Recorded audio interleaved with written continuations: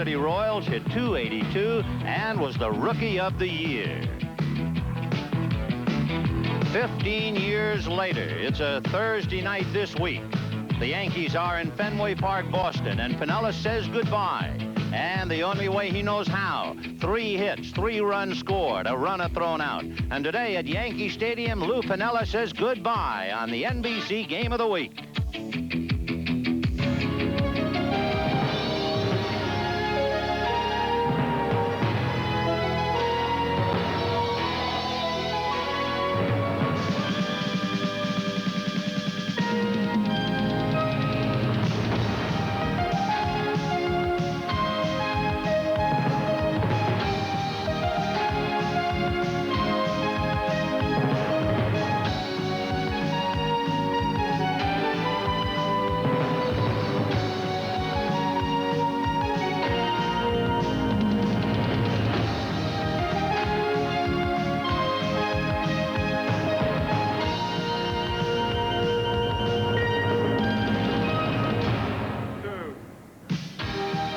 NBC Sports presents Major League Baseball Game of the Week.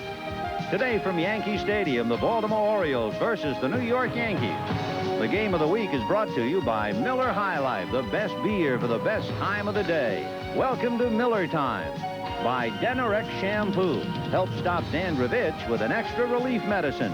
Denorex. By Electric Shave. For a close, fast, comfortable shave. Electric Shave does for an electric razor what lather does for a blade. And by Ford and your Ford dealer. Have you driven a Ford lately? Welcome to Yankee Stadium in New York. Temperatures ideal, 75 to 80 degrees. It'll be Scott McGregor going against Jay Howell, and it is indeed the day that Lou Piniella called it a career. Hi, everybody. I'm Vin Scully, along with Joe Garagiola, and I'm sure the emotions really will be high here today. They will be high, and it's tough to figure out what they will be, because when you come to the big leagues, you think you're going to play forever. But in my mind, what keeps running around, Vin, is why now? Usually it's the end of the season or even spring training, but why now? Well, now, Lou Piniella was asked that question once. He said, I have a rotator cuff injury. The doctors say I either have surgery or I go on a 90-day weightlifting rehabilitation program, and I'm 40 years old. It's not worth it. So that's why now, because I can't make contributions to the ball club. Yeah, but they got the designated hitter over here, and Piniella was never known to bring his glove to the ballpark. They always wanted his bat. I feel there's something more. Maybe the next Yankee manager. We'll ask and find out. I don't know. Yeah, during the ball game, not only will we find out about the Birds and the Yankees, we'll explore what's in store for Lou Piniella. So we'll have more, all coming up. Starting lineups, pregame stats, and stories right after this.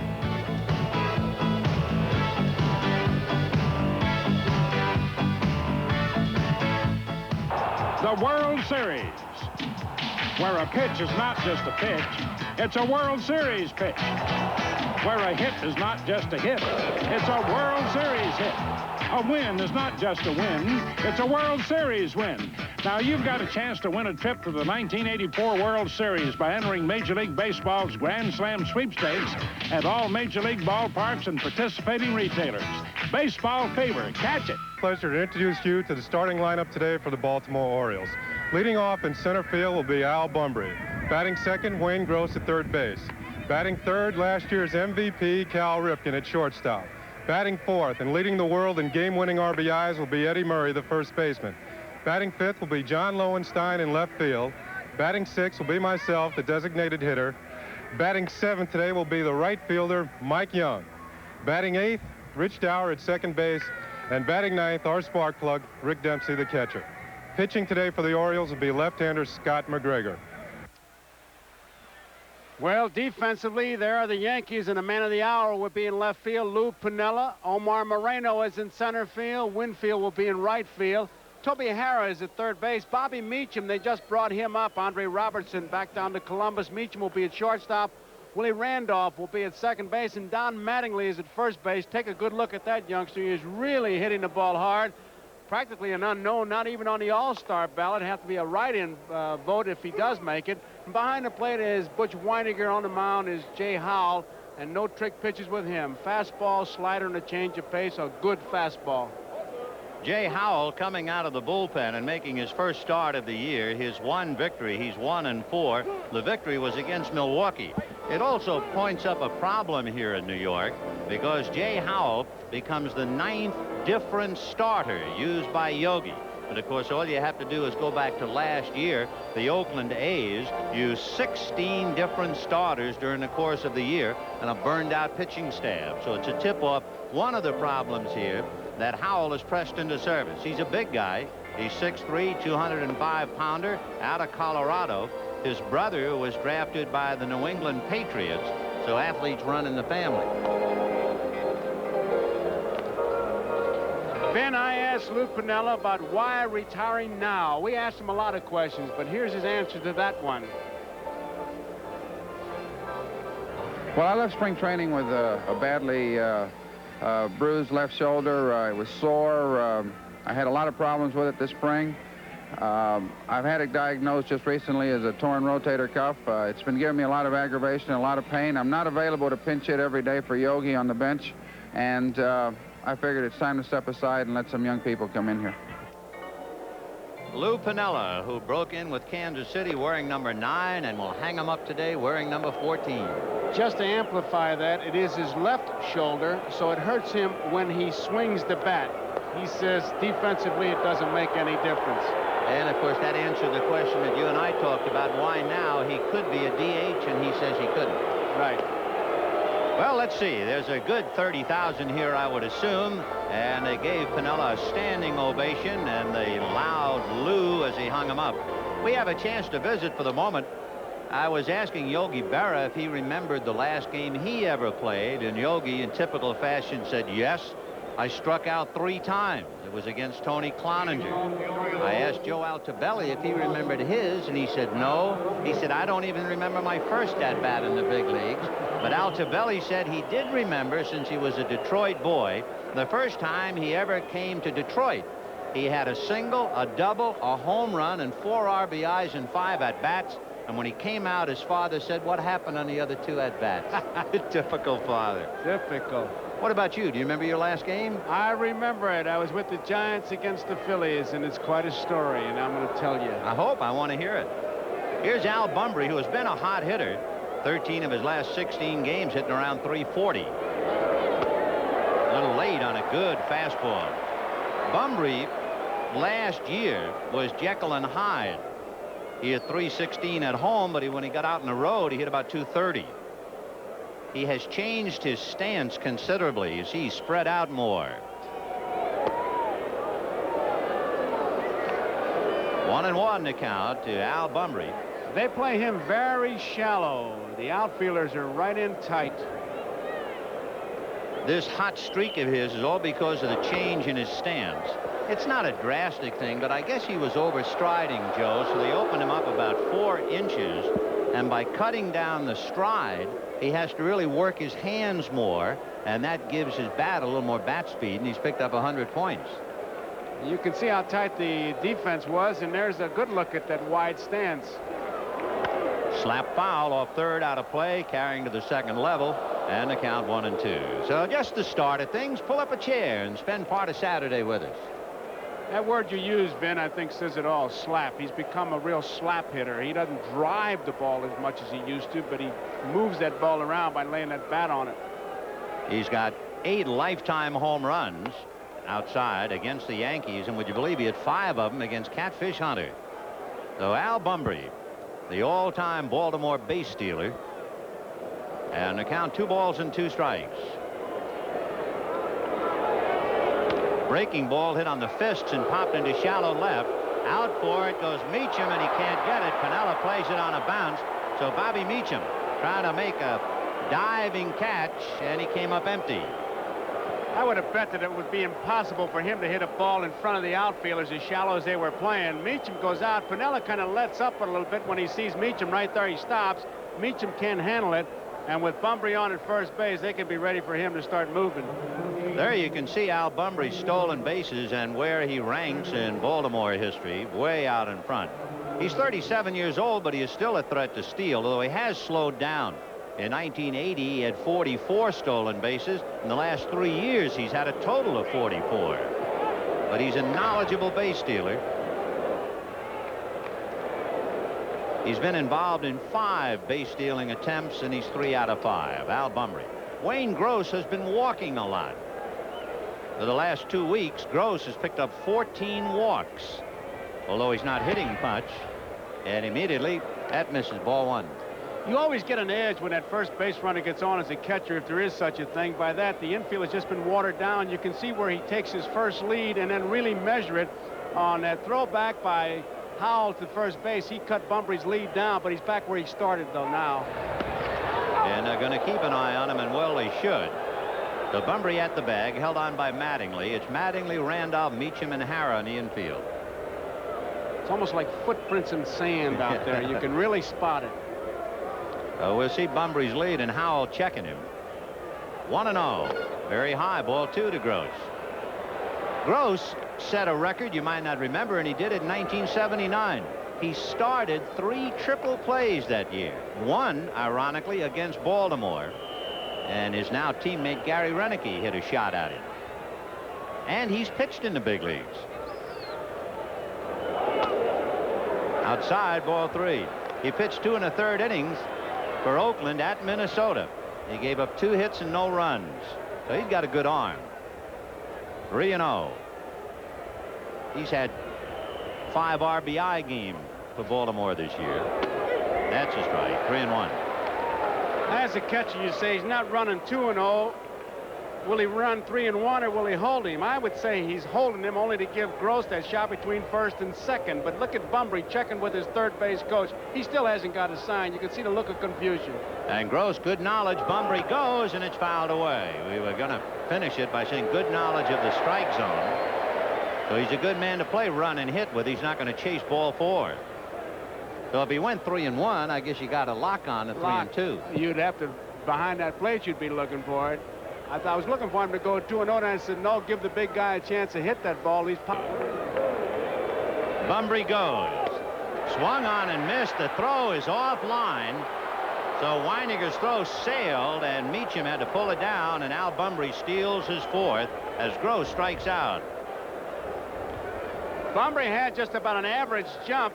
It's a good ball to handle. I mean, he threw it very hard. The throw is just high, and he slides in under the throw.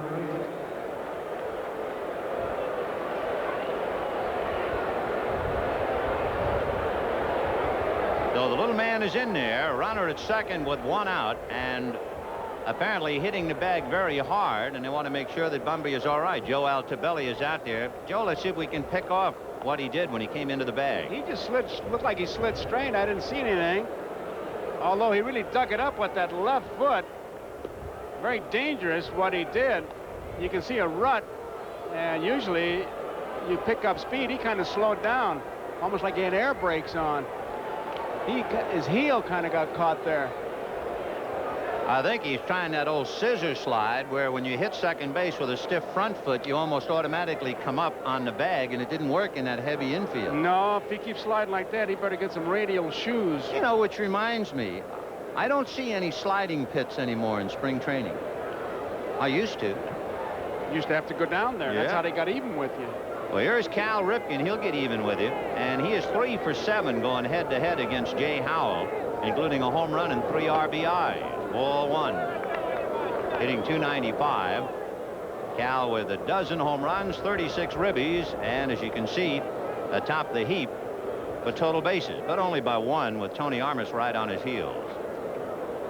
Eddie Murray on deck. Start of the ball game, in case you joined us late, Bunbury's pop fly fell into shallow left field. As Gross struck out, Bunbury stole second, and Ripken trying to pick him up. 1-0. Good hard slider on the corner for a strike, and the count 1-1. Montreal upending Pittsburgh 3-2. You saw Philadelphia put it to Chicago earlier. 1 ball and 1 strike. Another hard breaking ball. He has averaged, Jay Howell has, 11 strikeouts per 9 innings pitched this year. So he's a big guy who throws hard. And he really just reared back and fired that when he was going to throw a strike. The first one was a slider on the corner, now ahead of Ripken. Sure, he's got first base open, but look who's behind him, Murray, so he's got to try to get this guy, and he'll be taking a shot at that corner. 1-2. Foul back to the screen.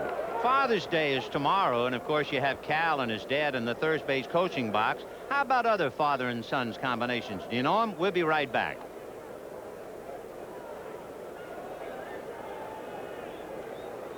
To all you good folks who are joining us now, having watched the Pittsburgh-Montreal ball game, we're in the first inning. Al Bumbry at second base with 1 out, and the 1-2 pitch to Ripken is popped in the air on the right side. Mattingly and Randolph, and Mattingly says he'll make the play and does. In case you're wondering about father-son with Bumbry anchored at second base, there are only 3 that come to mind in the big leagues. Cal Ripken and his dad. You go way back to 1910 when Connie Mack managed the Philadelphia A's and his son Earl was a player. And you come right here to Yankee Stadium when Jim Hegan was a coach with the Yankees and his son Mike was a player in 1964, 66, 67, and 73. So happy Father's Day coming up tomorrow. That was quite a pitch young Howell made. He really tied up. It looked like a hard slider. He tied Ripken up. Here's Eddie Murray now, and he's unbelievable. If you were listening to Kenny Singleton give the lineup, and Singleton referred to Murray as leading the world in game-winning RBIs. With men in scoring position, Eddie Murray is hitting .470. So he got a man at second. He beat them last night 2-1 with a base hit, but they're going to pitch to him anyway. Breaking ball strike, 1-1. On deck, John Lowenstein. That would surprise me a bit that they would even throw him strikes that he can handle. I'd make him wide in the strike zone. I know Lowenstein is a good hitter behind him, but he's not Eddie Murray. No. He went through a streak recently, in 11 at-bats with runners in scoring position. He went 7 for 7, plus 4 walks, and he had 11 RBIs. I would take the bat right out of his hand. 2-1. So Bumbry at second with 2 down.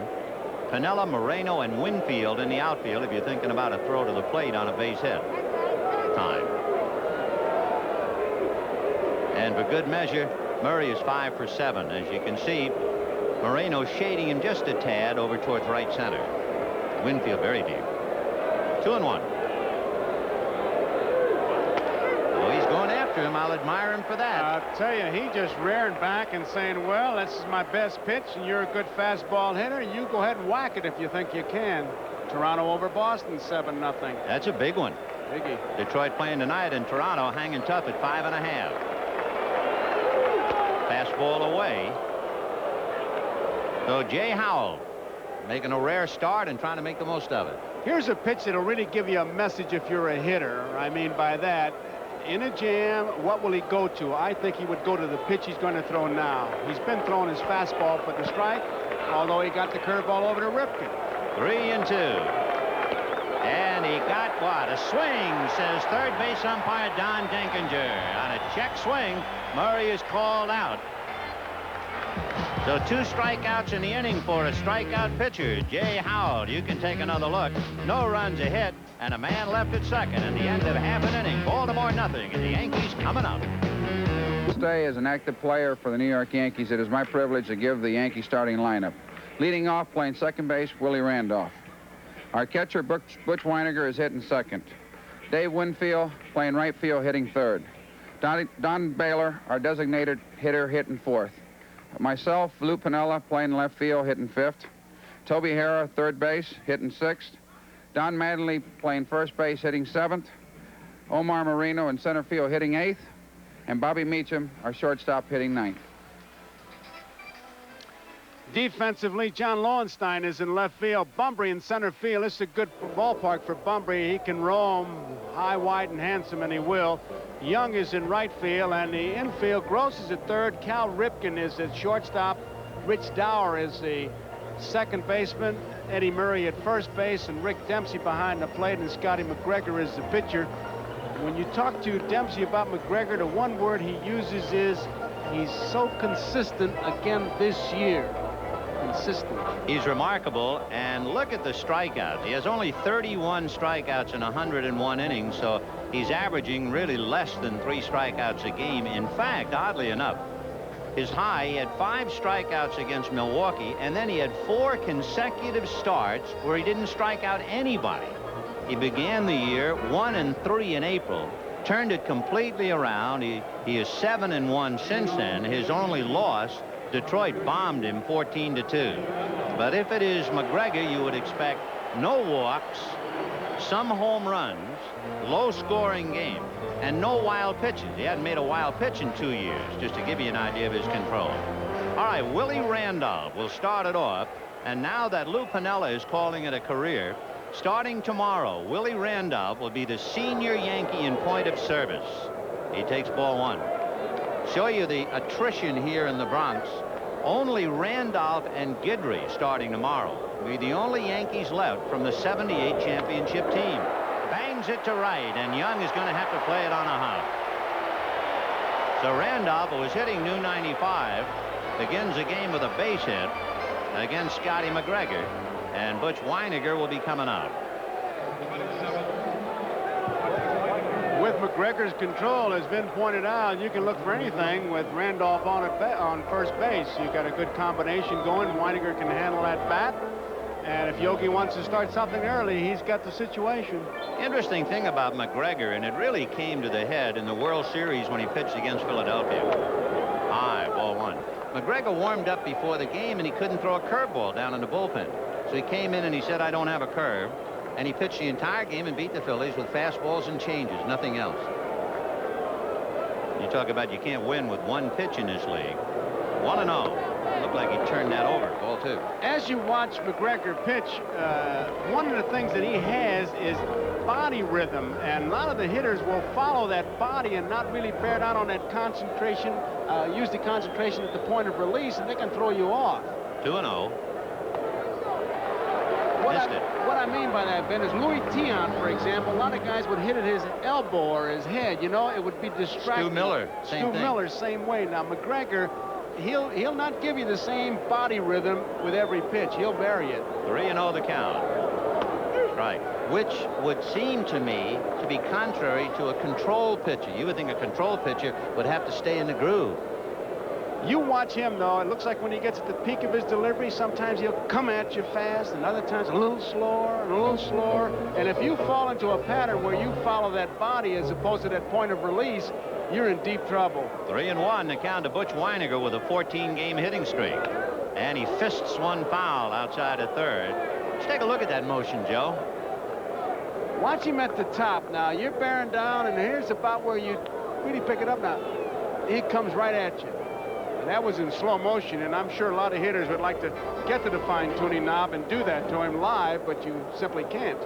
One thing, you don't have running teams in this game. Neither team runs very well. 3-2, they're playing run and hit. And there's a line drive, base hit to left. Lowenstein hustles it back in, and stopping at second is Randolph. So Weiniger now has the longest hitting streak of his career. He has hit in 15 straight. And you have runners at first and second, nobody out. And Dave Winfield coming out. Winfield, 7 consecutive All-Star games. The big guy with a chance to put it to them. The #1 hitter in the league, pursued by his teammate Don Mattingly. He's hit in 20 of his last 22. Winfield will hurt you when he's hitting up the middle. If you do have to throw him a fastball, the Baltimore club will keep it inside and try to use the field from the 387 mark all the way around. Where he can really hurt you is to the opposite field. 9th inning last night with a runner to tie at second base. Mike Boddicker made some great breaking balls to strike him out. So we'll see what McGregor does. 2 on, nobody out. Ball 1. 1-0 to Winfield. Randolph and Weiniger on the base pads. On May the 1st, Berra moved Winfield to center. That made him the Yankees' 5th center fielder of the season, but he's back in right field today, and Moreno's in center. 1-0. Line drive at Ripken, back to Dower, double play. So Dave Winfield hits it on the button, but right at Cal Ripken, and they get a quick 6-4 double play. That's the kind of line drive that sometimes ends up into that triple play you're talking about. Randolph was in no man's land, and you can see that Dower, he was ready to fire that ball to first base. So quickly, 2 base hits and then a line drive double play, and here's Don Baylor. Baylor had a strange streak. He's leading the club with 12 home runs. It took him 38 games to have 4, and then he had 4 in the next 5 games. Baylor rough on left-handers, Joe? He's very rough. Last year he murdered him. High pop fly, and it'll be Dower squinting up into that bright blue sky. That's a big league play. He needed that glove as well as the glasses. So 2 base hits, but the line drive puts the blocks to it. No runs, 2 hits, a man left. Coming up tomorrow on NBC Sports World, Bose is back. Here's a preview. On a magnificent day, the last hurrah for Lou Piniella. No score, and it'll be John Lowenstein, Ken Singleton, the DH, and then Mike Young. Lowenstein, now that Jim Palmer has hung him up, is the oldest Oriole. He's 37. And there's a ground ball to the right side. Mattingly left the bag and just did get back. That's a tough play for a first baseman. He has to have a bottom line. Let's get an update. Go to Len Berman. Thank you, Vin. In Oakland, Dave Kingman for the A's, and of course, there it goes. Home run number 17 for Kingman, leading the majors. Number 359 lifetime. That's 1 more than Yogi Berra. 2-0 A's. Back to you, Vin. Okay, Len, and I assume the plate umpire didn't have garlic on his breath. Remember, Kingman lost 15 games when he was hollering back at the plate umpire, fell and stumbled. Big rip by Singleton. Singleton, we finally had the chance to lay the line on him. You know, he's a designated hitter. He never plays. And he had a glove on in the dugout. Line drive inside the left field line, bouncing off the stands. Piniella going for it. Singleton is going for 2. The throw to Randolph. He's out from me to you. And the chant, Lou. He threw a man out in Boston. Singleton had no chance. Listen to this crowd, though.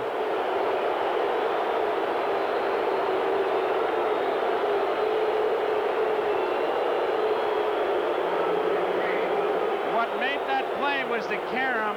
Singleton had double on his mind, but he had single in his feet because he had no chance. So 2 down, and Mike Young coming up. Look at Kenny going in head first, landing gear down to try and cut down the area to tag, but Randolph on a great throw by Piniella, and we have 2 out. We were saying about Singleton sitting with a glove on his hand. There's a line that's going around now. He's the answer to Michael Jackson. He wears a glove on his left hand for no purpose.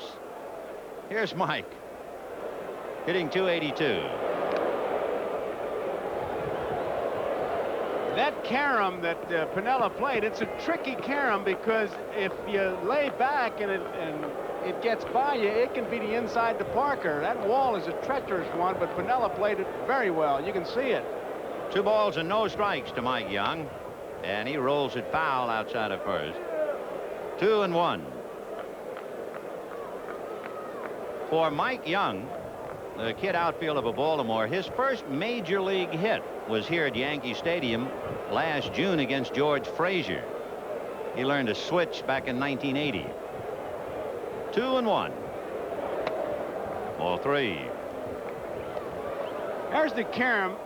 See where it hits right before the wall goes straight out, and Piniella just perfectly, like an old pool player, he picks it up and makes the play. If he lays back, he's in trouble. He played that thing the way Ferrillo used to play the ball coming off the scoreboard in right, and the way Mel Ott played it off the wall in right field in the Polo Grounds. That's right. Hey, tell me about your last game.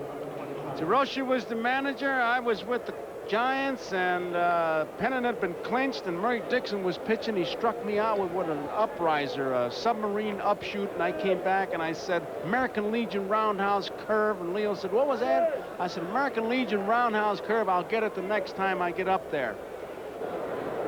Line drive to center, charging Moreno, and stopping at second will be Young. Okay, so you came so up I a second came time. up, bases are loaded, and I'm looking for this submarine rising curveball, and here it comes. And I hit that ball as hard as I could ever hit a ball, right back to Dixon. He throws the first double play. I came back to the bench, and DeRocher says, why don't you keep striking out to keep the inning going? And that was your last game? Last at bat? Last at bat. That's the memory that DeRocher goes to bed with every night. Me hitting into a double play. Well, it's interesting to see the thoughts, and you know Lou Piniella is souped up out there in left field. What will happen to him? What will destiny give him as a last at bat today? All right, here's Rich Dower. Dower hitting .207. And now Dempsey, of course, with Dower and Young on the boards. Rick started in the Yankee organization in 1973. 2 home runs, 9 RBIs. 2 on, 2 out. Expensive inning here. Nothing happening. Lowenstein grounded out. Singleton was cut down. Young walks and Dower singles, and they still are empty. Dempsey said, if I hit the ball good and it's caught, and you see me out there pointing to players, I'm just counting them because I think I'm hitting with a symphony orchestra out there with gloves on. 0-2. Fastball hit on the hands, and it's going to have eyes and go through. Moreno charging. Here comes Young to score, and it's Baltimore on the boards leading 1-0. The third hit of the inning, but the first run.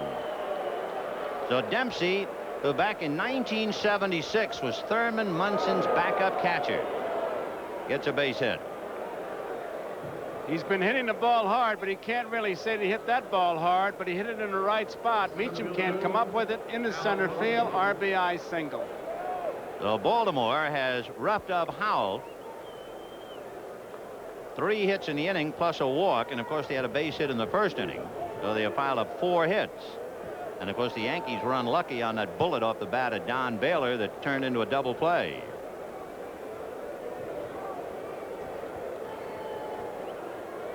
There's Bunbury. He had the single to short, stole second, and the Birds left him there. Right. Baltimore is the only American League team with a lifetime winning percentage against the Yankees. That's a remarkable record. Only one team. Baltimore. Breaking ball hammered into left field, base hit. Dower to second. He'll hold him as Piniella now stops him at third. So suddenly Howell isn't fooling anybody. And Piniella suddenly becoming a defensive whiz in this game. He comes up throwing and hits the cutoff man perfectly. And it was a good thing that they stopped him at third. So Dower is at third, Dempsey at second, Bunbury at first, and Sammy Ellis out to counsel Jay Howell, as Wayne Gross will be coming up.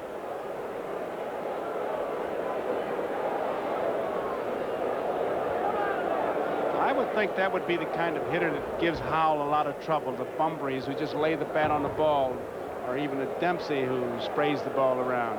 Yeah, he's a strikeout pitcher, and of course you got Gross and Murray, the left-hand hitters in the first inning. Murray on a check swing, and now he's in some trouble, although he does have 2 out. Ray Fontenot begins to throw now in the Yankee bullpen, and here's Wayne Gross, and of course with the bases loaded, that's the first thought that comes to mind.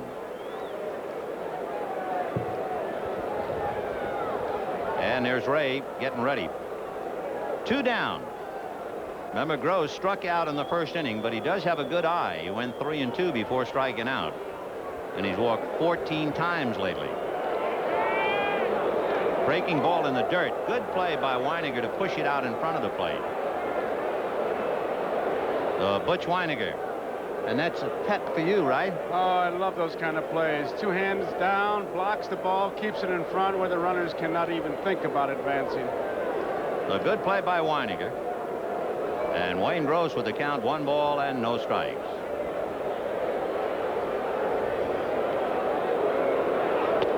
Missed again, so now he's pitching uphill and backwards. 2 balls, no strikes. Boy, here's where the hitter really has the edge, where he can not only pick his pitch, he can pick a spot. I'm going to look for a fastball, low, inside. He can really zero in on a particular pitch in a particular spot. Gross, an extra base hitter, too. Grounds one foul outside of first. Half of his hits have been for extra bases. And he's up there now with Dower at third, Dempsey at second, and Bunbury at first. 2-1 the count. 2 out. Second inning, Baltimore leading 1-0 on 5 hits as you get a bird's eye view of Yankee Stadium. Not as big as it used to be. When I was a kid growing up in New York here, they could get as many as 81,000 in Yankee Stadium. Now, the new stadium, the tops is 56,000. 2 balls and 1 strike. The count to Wayne Gross. Cal Ripken on deck, and Howell fighting for his life out there. Drive down the right field line, hooking foul, and out of play by plenty. It's 310 down the right field line, 312 down the left field line, but then it gets serious. 353, 385 in right center, 417, 430, and 387 behind the left fielder. Boy, is that a graveyard for fly ball. Here's the spot as we look at Yogi, if he can get that breaking ball over. 2-2. The count to Wayne Gross. And just missed. Oh. We'll see, first of all, is he going to pitch from a stretch? With 2 out, the run is going. That's the hardest ball he's thrown all day. He really had something on that fastball. Now, you can't guess, but, brother, you know what he's coming with. 3-2 to Gross, 2 out, and everybody ready. Dower, Dempsey, and Bunbury. Runners go. Big chopper foul out of play, and a good defensive play in the stands. This is what people mean when they say strength against strength. Gross, a good fastball hitter, and Howell went to his fastball. Gross hit it foul. Gross and Todd Cruz platooning a bit at third base for Baltimore. He came from Oakland for reliever Tim Stoddard. 3-2. Runners go. Swung on, and again a foul ball. Almost to the same fan. In fact, they went to a fan on the other side of him. There you go. So a full count. Gross hanging tough. Yankee pitchers lead the league in strikeouts. And Yogi dying a little bit in the dugout. 1-0 Baltimore.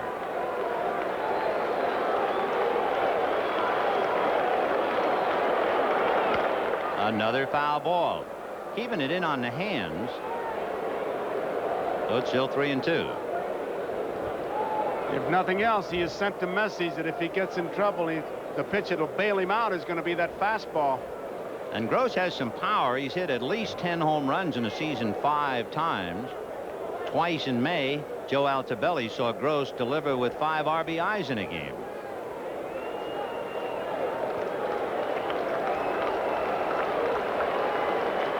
Full count, bases loaded, 2 out in the second, 1-0 Baltimore. And Wayne getting time from plate umpire Rich Garcia. Mike Riley, the umpire at first, has some things on his mind. We'll tell you about that later on. 3-2 to Wayne Gross.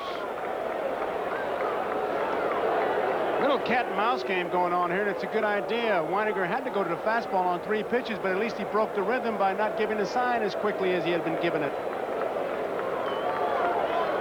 Here we go with the runners going. Ground ball wide of first. Mattingly and spotting the throw to Howell in time for the out. So all things considered, Jay Howell gets out of it cheaply enough.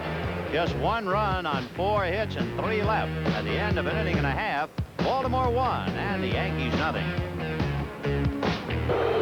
Well, it is his day, his final day as an active player. And Lou Piniella, leading in the second inning, got a standing ovation from this crowd at Yankee Stadium.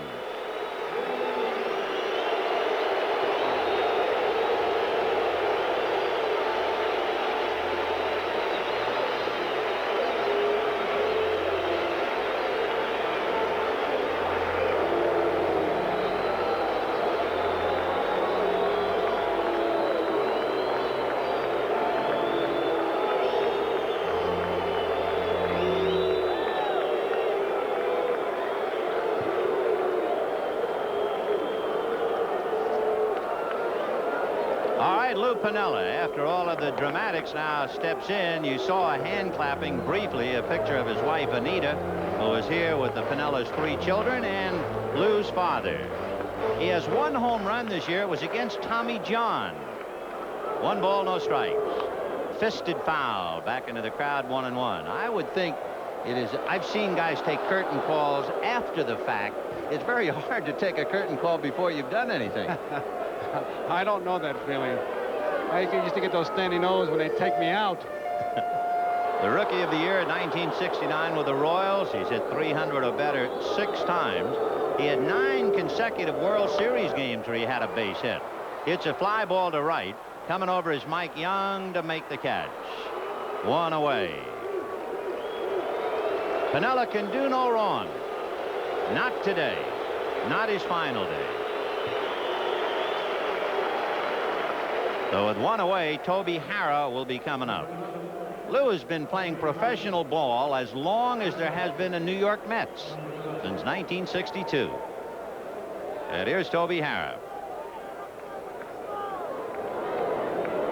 Toby hitting just 186, hits it foul off first, out of play.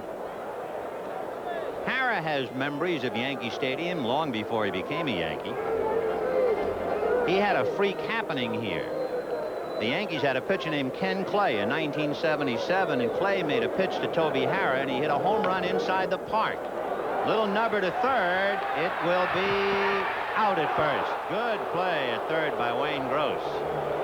If McGregor picks that ball up, and he had ideas of picking it up, it's a base hit, but Gross ran him off the play. You've seen on the replay. Now he looks like he's going to make the play. Look at McGregor. Whoops, and he finally decides not to make the play, and Gross does. So 2 down. Take another look at it. Boy, Gross made that play well. He didn't have any time to really set or get anything on it. He just naturally has a strong arm. Of course, you remember Brooks Robinson. That's a pretty tough act to follow in a Baltimore suit. Here's Mattingly. He's hitting 6 out of 8. Mattingly hitting .335 in pursuit of Dave Winfield. 2-0. There you can see Mattingly's position in the top 4. George Bell and Alan Trammell with Winfield atop the heap. Ground foul into the Yankee dugout. 2-1. That thing about Ken Clay and Toby Harrah. Harrah hit the inside the park home run. Bump Wills came up, and first pitch to Wills, he hit an inside the park home run. 2 pitches, 2 home runs inside the park. Foul ball. I wonder what the odds would be. Staggering. You scared me for a minute. I thought you were going to ask me if I ever hit one inside the park. All right, so natural. Did you ever hit one inside the park? Come on. No. No, well. There's a drive that's staying in the park, going down the right field line, and foul. As a fan leans out.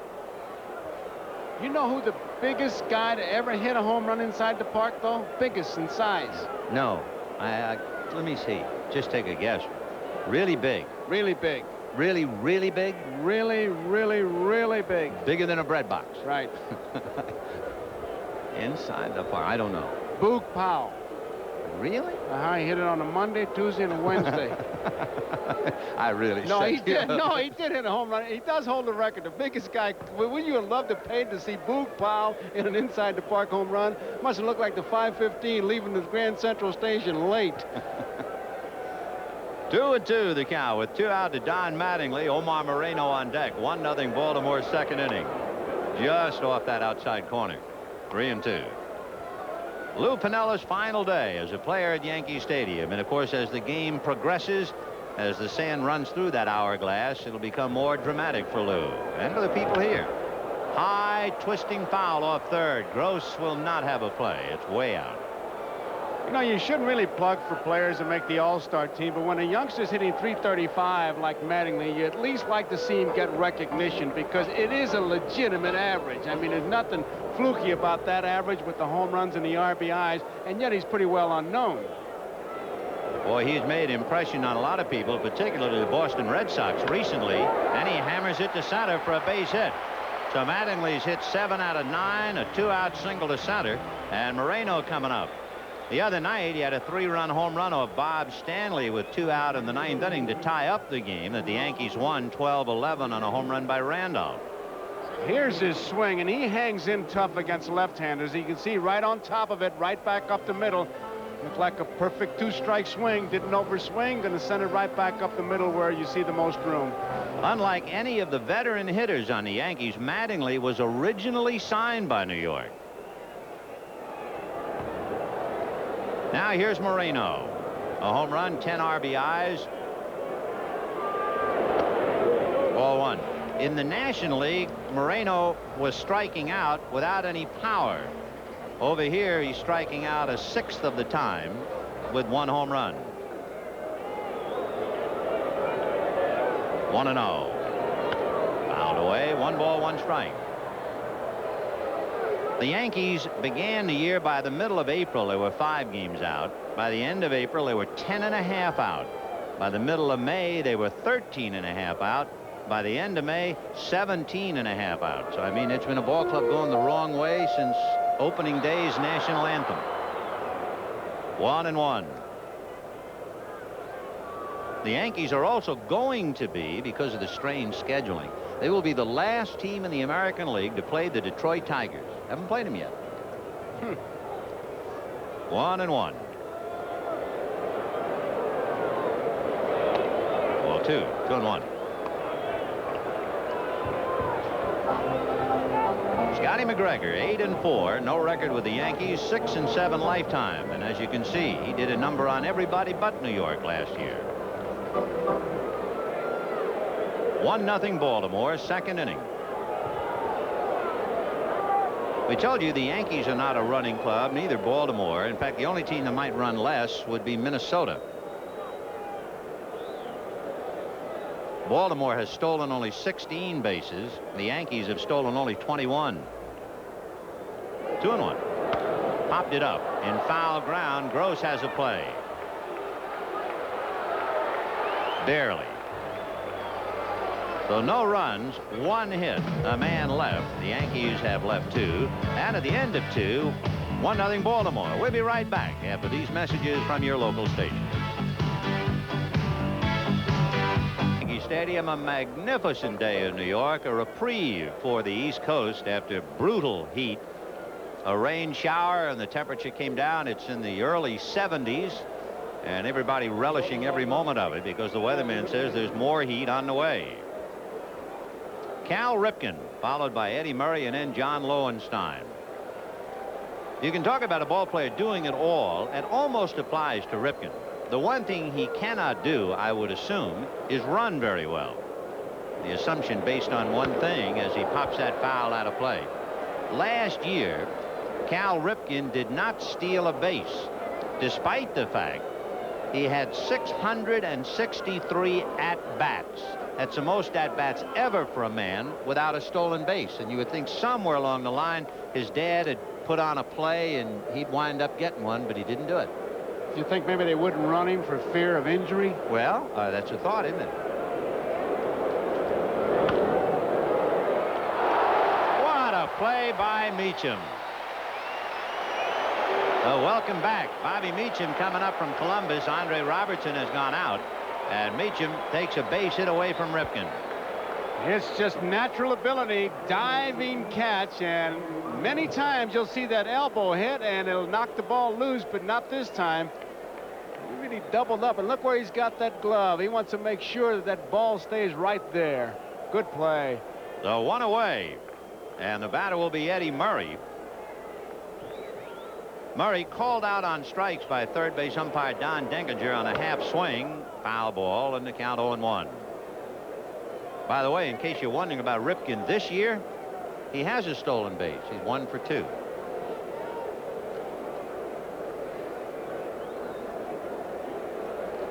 Eddie Murray hitting .317, 13 home runs, 54 runs batted in. Fouled away down the left field line, peeling well back into the lower deck, and the count 0-2. The Orioles leading 1-0 for Joe Altobelli in the 3rd inning. It took them a lot. They had to get 4 base hits and a walk to get a run in the 2nd inning. For Yogi Berra, He saw 2 base hits go down the drain when Winfield lined into a double play in the first inning. 0-2 to Eddie Murray. Hello. There's a statistic that says major league players creating the most runs for their team, and Wade Boggs did for Boston 130. Then come Murray with 127 and Ripken with 120. That's a pretty potent 1-2 punch. Yeah, I wonder how that. What's the definition of creating the most runs? I mean, RBIs and runs scored. Just put them all together. I would think. 1-2 the count. Hey, they got on artificial surface, full moons. 2-2 the count, Eddie. He's hit 20 or more home runs in each of his 7 major league seasons. Last year, when the Orioles finished in a rush, he hit safely in 31 of the last 37 games. You talk about a guy carrying a club on his shoulder. He's that type of player.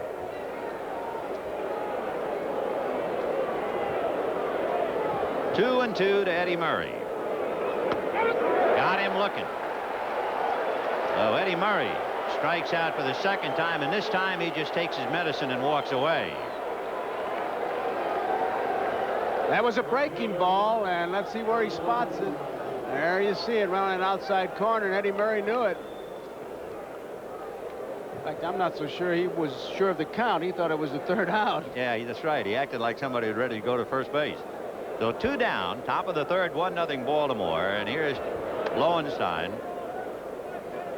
Grounded out in the 2nd inning.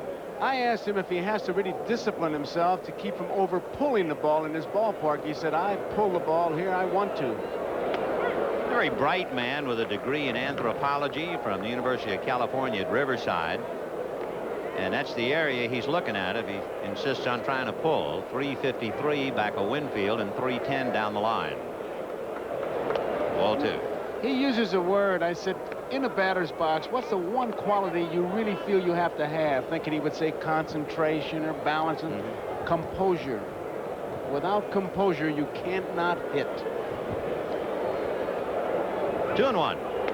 Ball 3. He had some composure September the 10th last year. He came up with the bases loaded in the 9th inning against Goose Gossage. He had a grand slam home run to knock the Yankees out of the race. 3-1. Strike 2. He also had another grand slam against Detroit's Aurelio Lopez. So behind those dark glasses, the guy who can hurt you.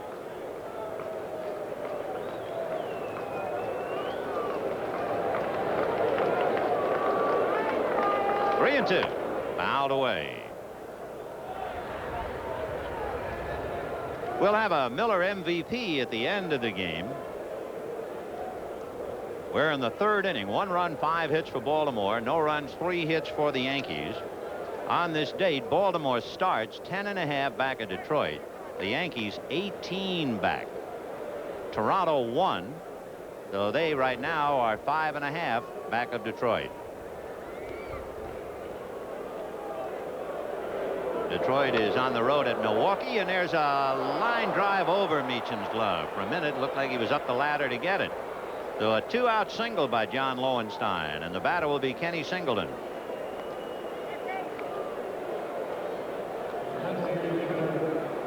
The DH, Kenny Singleton, coming up.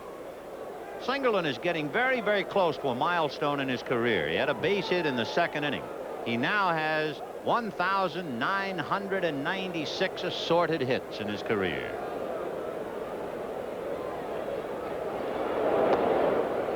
One and 0. Talk about father and son combinations and around the batting cage. He said, I really get a different feeling coming into this ballpark, because he grew up in Mount Vernon. And he says, you tell Vin that I used to listen to him broadcast. My father wanted me to go to sleep. Yeah, when he was a kid breaking in with the Mets. On the corner for a strike, 1-1. I think at one time Kenny lived in the home formerly owned by Ralph Franklin. Yeah. You know, we were kidding before about the fact that he wears a glove in the dugout. He's won a glove 4 times. I mean a regular leather glove. He's won it 4 times in 1982, and that's it. He has never taken part in the defensive aspect of the game ever since. 1-2 to Kenny. He also has a very good eye at the plate, and Jay Howell is finding that out right now with the count 2-2. Singleton is on the all-time list for most walks. Of course, Babe Ruth is #1, but he's up there in the top 20 now. 2-2. 2 down, third inning, 1-0 Baltimore. Oh, yeah, good breaking ball. That's the 4th strikeout for Jay Howell. Even though he has given up 6 hits, only 1 run, and at the end of 2.5, 1-0 Baltimore.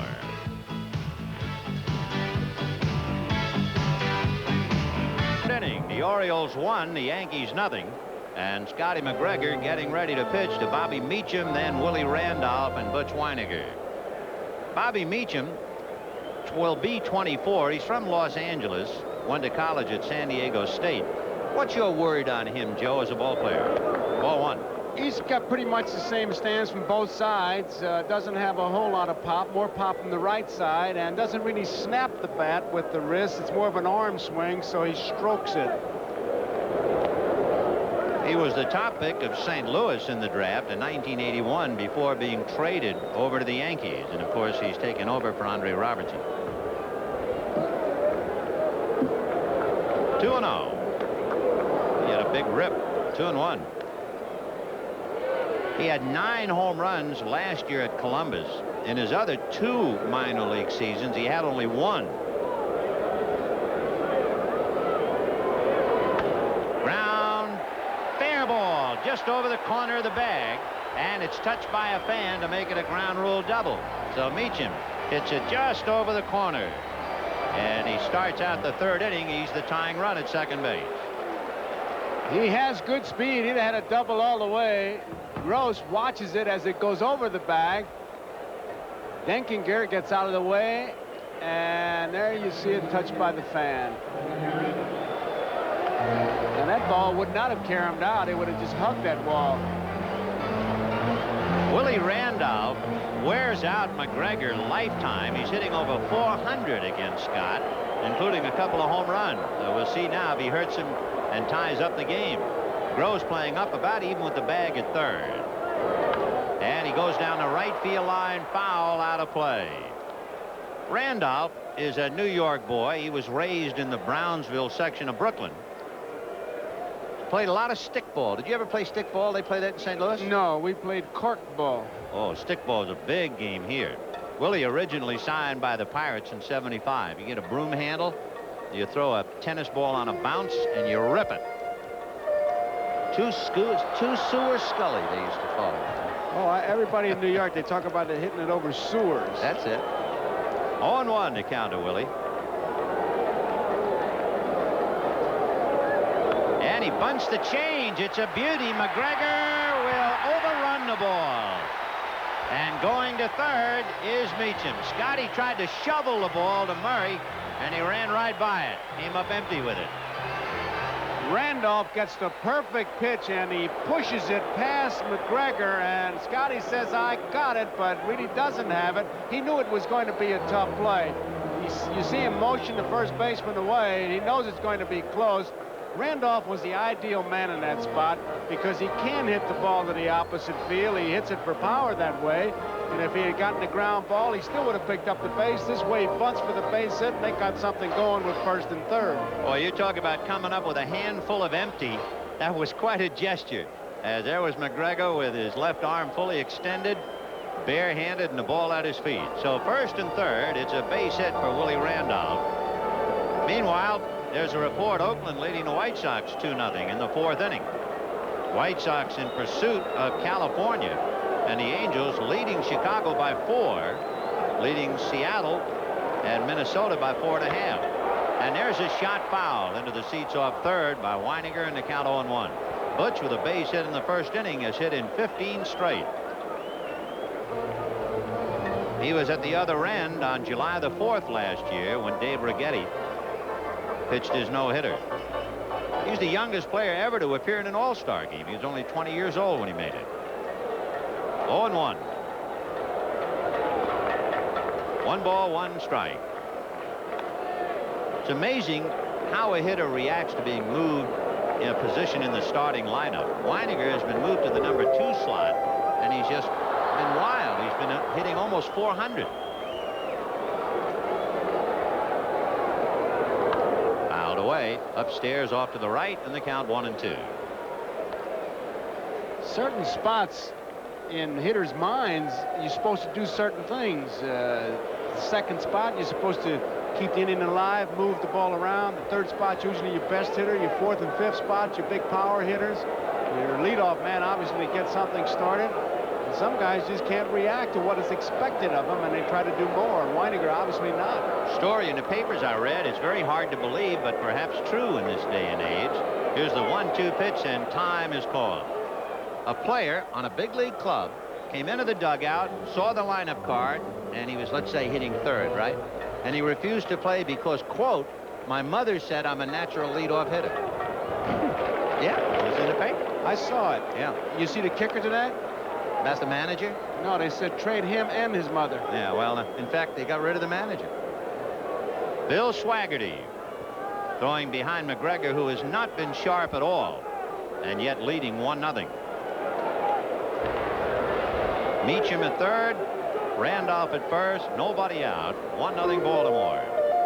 Weiniger single to left in the first inning.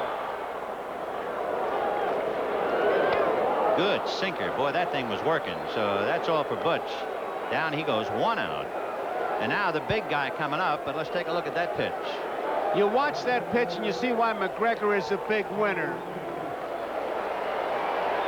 He spots it well, and he needed the strikeout, and as Vin pointed out, he's not a strikeout pitcher, but in this particular spot, that's what he needed to get out of it. Now he's got the big guy up there, and sure, he's a good hitter, leading the league, 340, but if he hits the ball hard, they got a chance for a double play to get out of this inning. And, of course, Winfield was very unlucky in the first inning. On the other side of the coin, McGregor was very fortunate. With runners at first and second and nobody out, Winfield hit a bullet right at Ripken. He went to Dower, and they got a double play. Ball 1. We told you that Dave has hit safely in 20 of his last 22, and along that stretch, he's had 9 doubles, a triple, 2 home runs, and 15 RBIs. He's really been Mr. Big. McGregor eyeballing a big hitter. 1 ball and no strikes. 2-0. That Winfield, he gives you what he's got. He runs hard, he plays hard. Big man, and really getting the job done. For all of his power, he is not a strikeout hitter either. About 10% of the time. 2-0. 3-0. Would you turn him loose? Yeah, I think so, but I don't think he will. Oh, I think he will. He's looking down. Look at Michael. Michael hadn't done a thing. Usually you're hitting. Every time you walk in the batter's box, you have the hit sign. They give you a take sign if they want you to take the pitch. So well, Aldebelli guessing along with him, huh? Oh, sure. You got to be careful. I'd look for him to be swinging if it's his pitch. 3-0 the count. And he's swinging and fouls it at the plate. What was the story about Baylor coming up and on a 3-0 pitch? No, what was it? It was a bunt situation. That's what it was. They gave him a bunt sign. He hit a 3-run home run. And they asked Yogi about it, and Yogi said, well, it's okay as long as he hits a home run. With 2 on. 3-1 the count to Dave Winfield with runners at first and third. 1 out in the third. Baltimore 1 and the Yankees 0. Swaggerty throwing back at McGregor. Fouled away. 3-2. Well, since Winfield is pretty much of a strikeout hitter, the first thought you have is Randolph running. Randolph has stolen 6 bases. That's a high along with Omar Moreno on the Yankee ball club. So we'll see if Randolph will be going from first. Got to go. 3 stolen bases in his last 3 games, and of course this is an ideal run and hit situation where Winfield doesn't have to swing at ball 4. He has to be running. 1 out. Randolph goes, and the pitch foul back. McGregor, as Randolph returns to first, Meacham holding at third. McGregor has really been very much on his game. He's allowed 1 earned run in almost 21 innings now, including back-to-back complete games against Milwaukee and Don Sutton. He's in a spot here. First and third, 1 out, leading 1-0 in the third, and a big man at the plate. On deck, Don Baylor.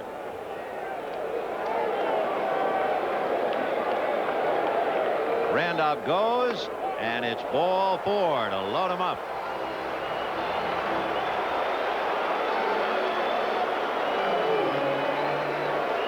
As you can see, to see McGregor walk somebody is news.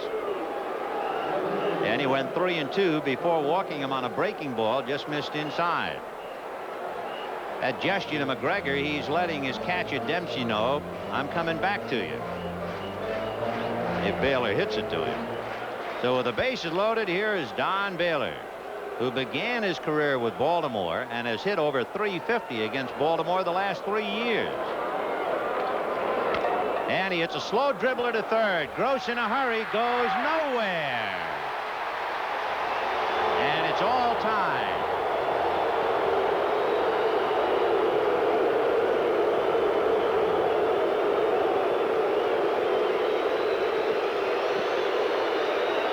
Gross was playing deep. He charges hard and really has nowhere to go by the time he thought about coming to the plate, but he knew he didn't have a play there, and he might as well just hold it, and this is for Piniella.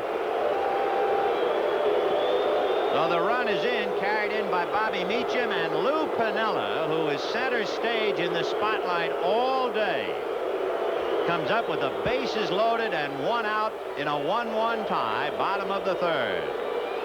Baylor at first, Winfield at second, Randolph at third. Ball 1.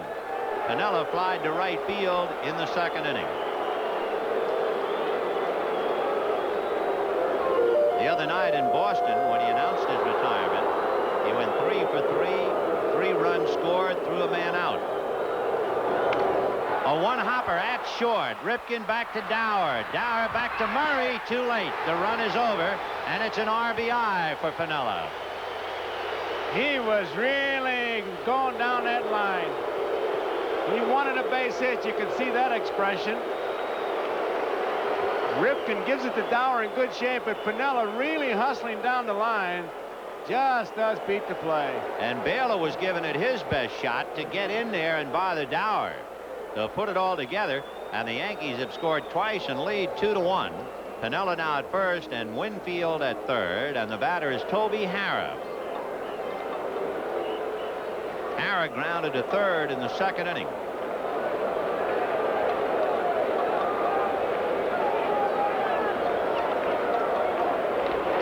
Fouled away. I read something about Toby Harrah that's really hard to believe.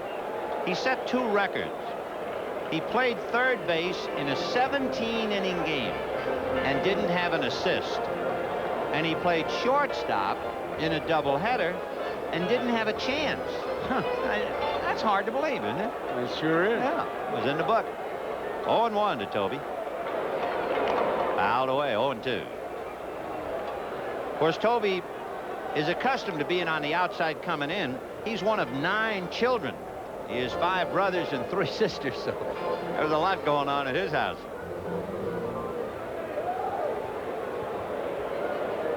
Winfield walking down the line from third. Aldebelli watching him. Piniella short lead at first. 2 out. Ground ball to shortstop with 2 out. Ripken will go the long way to Murray, and that's it. However, the Yankees come up with 2 runs on 3 hits. Piniella knocks in the go-ahead run just for a nice touch. And at the end of 3, the Yankees 2 runs, 6. Baltimore 1 run, 6 hits. So reliable, the Prescott, Arizona Prince, Tommy Henrich. He had one great line about outfield play, something like catching the ball is easy, knowing what to do with it, that's outfield play. That's the art. Always think of actor Lloyd Nolan, too, and I look at him. The resemblance is rather striking. Meanwhile, Mike Young is trying to strike along with Rich Dower and Rick Dempsey. 2-1 Yankees in the 4th inning. Breaking ball strike. I guess the 2 really great phrases here in New York baseball would be Henrik, Old Reliable, Dixie Walker, People's Church. People's Church. 0-1. 1 ball and 1 strike. Jay Howell gave up a run in the 2nd inning. He has struck out 4. He walked Young in the 2nd inning, and Young came around to score the run for Baltimore. Slicing foul off 3rd, out of play.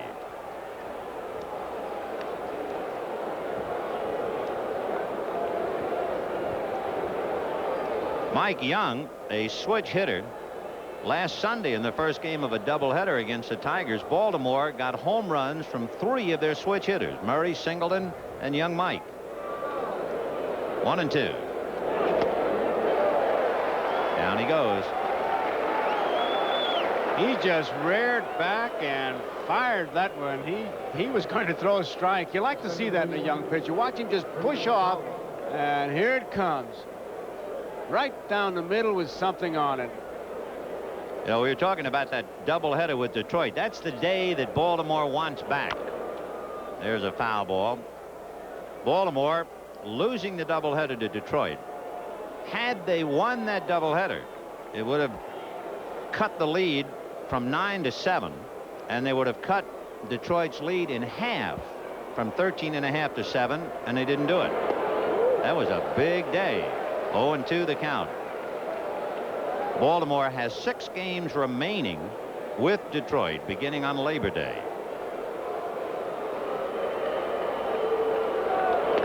Whoa. Another strike. Boy, he is hot now as he strikes out Dower. That's a half a dozen strikeouts. That was an Uncle Charlie. I asked Lou Piniella, among many questions, if he's being groomed as the next Yankee manager. I can't answer that, Joe. I know that I've acquired a lot of experience playing for some very, very good managers. I think that's the ultimate reward that a player can attain after he's through playing, and maybe it'll come to pass. But right now, the manager's job is in very capable hands, Yogi Berra. Rather adroitly put by Lou Piniella as we look at Rick Dempsey at the plate. He fouls it back. 0-1. When he talks about managers, he played for Earl Weaver at Elmira, he was telling me. And Weaver says you'll never make it to the big leagues because you have such a terrible temper. And he said, he told Weaver, I won't make it with my temper. How about you? 1-1 to Rick Dempsey. There was a great trade made on June the 15th, 1976. It was a great trade for Baltimore. Baltimore traded Holtzman, Alexander, Jackson, Hendricks, and Freeman to New York. And the Yankees got Yankees gave to Baltimore Tippy Martinez, Scott McGregor, Rick Dempsey, Rudy May, and Dave Pagan. June the 15th, 1976. And of course, Martinez, McGregor, and Dempsey are mainstays of the Baltimore ball club. 2-out walk. That's the second pass given up by Howell. He struck out 6. Speaking of trades, how about that Atlanta-St. Louis trade? Gee, I think it's a great trade for Atlanta. Obergfell for Daly and Mike Jorgensen. And Obergfell will bring to Atlanta a 300 hitter, fellow with some range at 3rd. And now Dale Murphy and company will have people aboard. That's got to really help Atlanta. Ken Daly, of course, will get a chance to pitch, and we'll find out whether he can really do it or not.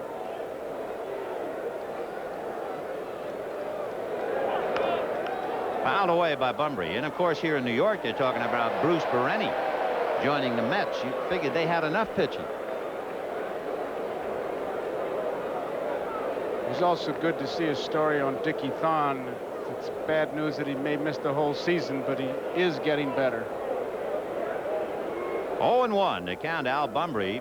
Bunbury is 2 for 2. Single to short, single to left. So he's gone the other way with Jay Howell. Bunbury batting .275. Yankees 2, Orioles 1, top of the 4th. He goes the other way, but foul this time. 0-2. Al Bunbury. Been a major figure for the Orioles since 1973. When he was Rookie of the Year, he hit .337. Could almost see him and swinging that bat saying, I got to be quicker. Now, he doesn't stride anymore. That front foot up and down. 0-2. Ball one. I guess basically you see someone with a spread eagle stance, a la Joe DiMaggio, Bobby Thompson of the old days. It's to cut down overstriding. It has to do something to fight a weakness. 1-2 to Bunbury.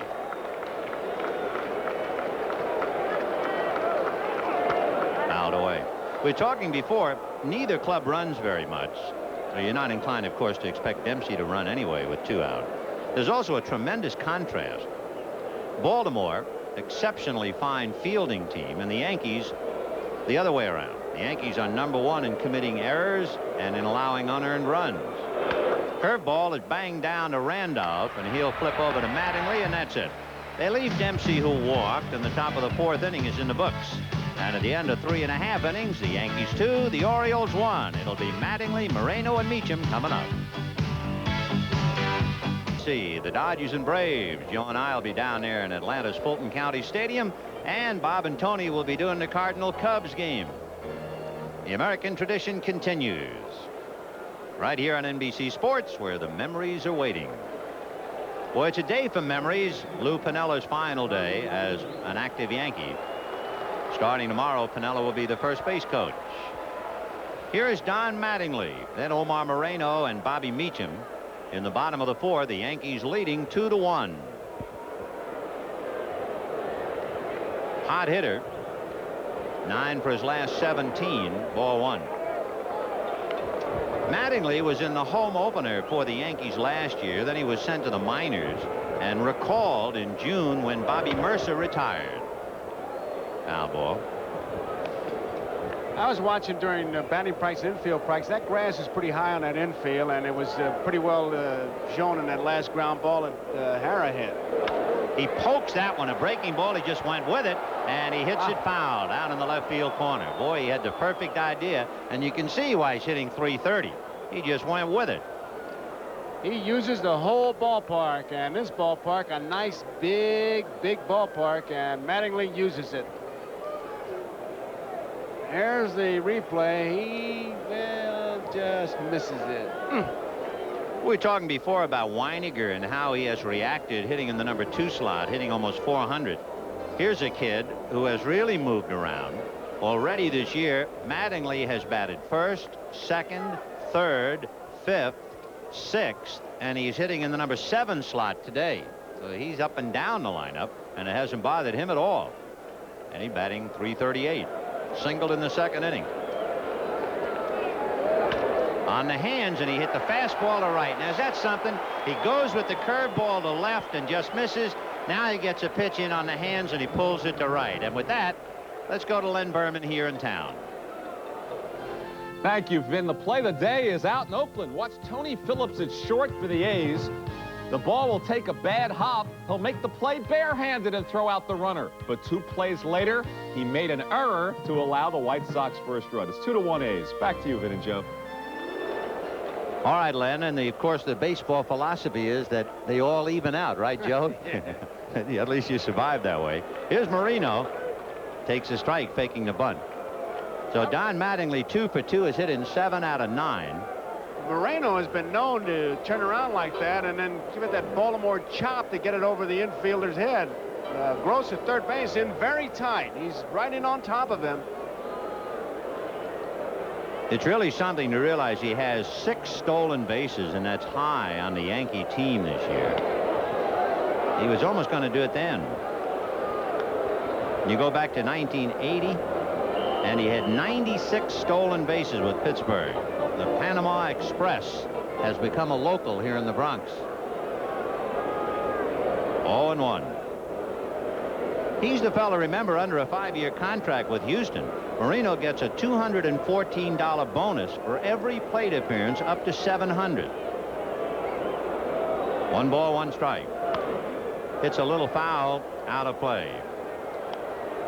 So that bonus, that's a possible annual plate appearance bonus of $150,000, and the Yankees had to inherit that contract in the deal that sent Jerry Mumphrey to Houston. So he might just be up there bunting, but it's another $214 for the Moreno family. 1-2. What a wacky world. Mama says I'm a born leadoff man. 2-2.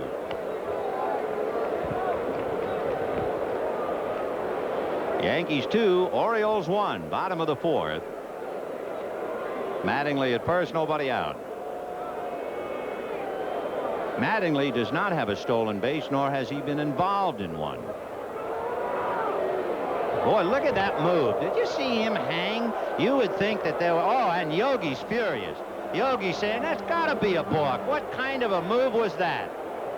Well, he just stood in midair like an ostrich would, and he broke Mattingly back. Watch this. Move. There it is. Right there. Oh.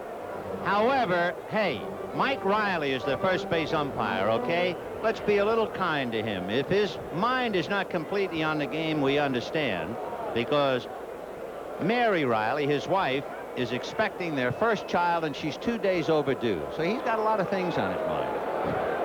3-2. Mattingly not going. And a drive down the right field line in the corner. Foul ball. Do you think that if there was an argument at first base and he said, now listen, Yog, my wife is 2 days overdue and I got a lot of... You think Yog would understand? Probably, yeah. Wrong. Okay. Well, I know Mary's looking, so I wanted to let her know we're thinking about it. Yeah, we are, Mary. Take the heat off. But Mike. you mean to tell me that father of children would not understand that? Not between the first and ninth inning. Before the game, after 9 o'clock mass tomorrow, fine, but not right now. Not now. Okay. So it's 3-2 on Moreno. Mattingly at first. 2-1 Yankees, bottom of the 4th. Eddie Murray holding the corner, and Moreno will be followed by Meacham. They had a little trouble getting the signs. Torborg at first base had to finally get the attention of the bench, and the bench relay it to third base. There's Jeff and Gene Michael coaching at third. 3-2. Mattingly is not going. And it's just outside with a fastball for ball 4. The team certainly have had ample opportunity in 4 innings. Baltimore's left 6 men on base. In the first 3 innings, the Yankees left 4, and here they are with 2 on and nobody out. As we look at Altobelli and we look at that last pitch, it's a tip-off on Moreno striking out that they don't run Mattingly at first base. No doubt about it being a ball, and now they're really going to charge hard because you know what Meacham is up there to do. He's got to get him over, and he'll be bunting towards third base. Meacham is one of the fastest players in baseball in getting out of the box. He also doubled in the 3rd inning, and Baltimore pulls up the corner. Murray coming in. It's up to Gross to guess because Ripken's covering, and there's the bunt. McGregor has to go to Murray. So Meacham gets him down. He really deadened that ball well. You could see him from the minute that ball hit the bat that it wasn't going to go jumping out to McGregor where he could make a play anywhere except first base. That was an excellent bunt. Take another look at it. He really deadened it. He kind of drew back on it, and McGregor has to go get it, and when he has to go get it, he lost his play at second or third. So a nice way for Bobby Meacham to take over the regular job. He doubled and scored a run. Now in the 4th inning, he lays down a bunt. He made a great play on the line drive at shortstop. So all in all, he's having quite an afternoon. Now here's McGregor. McGregor facing Willie Randolph, who is 2 for 2. And remember now, we told you that Randolph wears McGregor out. He's hitting .415 lifetime against him. Big hook misses, ball 1. Randolph single to right. 1 away. Runners at second and third. No balls and 1 strike to count to Willie Randolph. Weiniger on deck.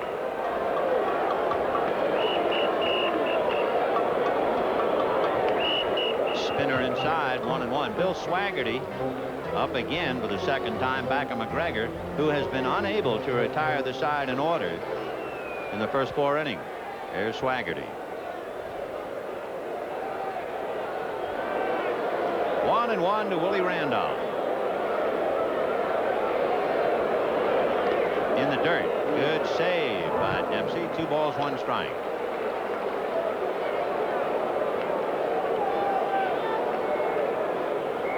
You practice this play, it just doesn't happen. He just got in front of it, and with the breaking ball, it's going to break away from you. And Dempsey, a good stop.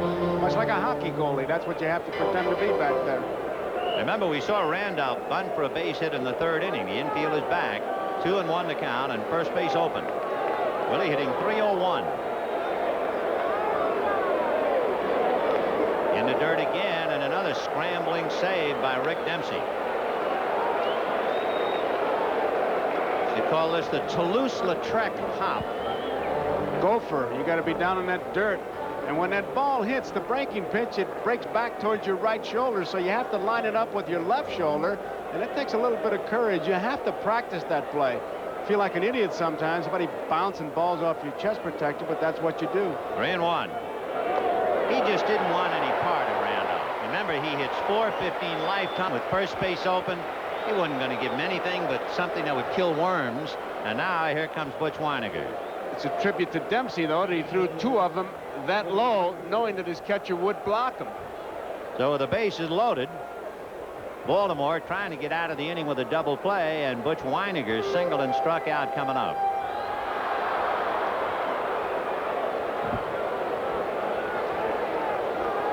Weiniger singled in the first inning, went down on strikes in the third. That's ball 1.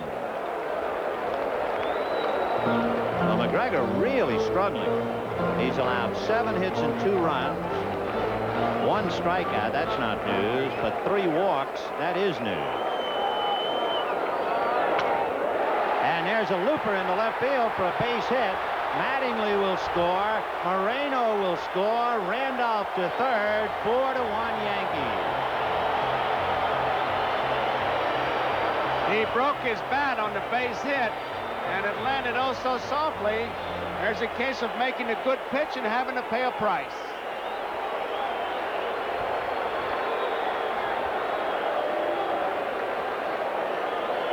So Aldebelli, who had to be suffering ever since Randolph led off the game with a base hit.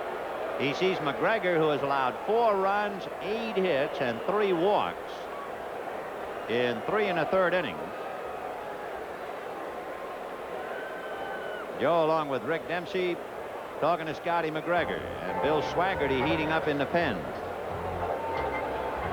The Yankees beat McGregor twice last year, the only team he failed to beat. And he is driven out here in the 4th inning. So as Scotty McGregor makes the sad walk out and Bill Swaggerty will be coming in, it's 4-1 Yankees. We'll be back after this. He was originally signed by the Cleveland Indians. The reason we say that, the scout who signed him for Cleveland was a great Yankee pitcher named Spud Chandler. And you might say, well, how could a pitcher spot that good a hitter? Well, Chandler was a good hitter. In fact, in the history books, there have been 4 Yankee pitchers who have hit grand slam home runs. Red Ruffing, Don Larson, Mel Stottlemyre, and Spud Chandler, the man who signed Lou Piniella. Meanwhile, Bill Swaggerty, coming out of the Baltimore bullpen, 1-1, but that ERA is frightening. Over 8 in his 9 appearances. ERA is a yardstick, no doubt about it, but you can have 4 good games where you don't allow a run and then have one of those 1 bad ones, and here you are helping in 4, not helping in 1, and your ERA is right next to the blimp. Yeah. Swaggerty, 6'2", 186 pounds. And there's a line drive base hit into right field, so Randolph scores. Weiniger will stop at second. Now, this was the point I was going to make. For a relief pitcher to have an ERA of 8, how about all the runs he has given up that has been charged to somebody else?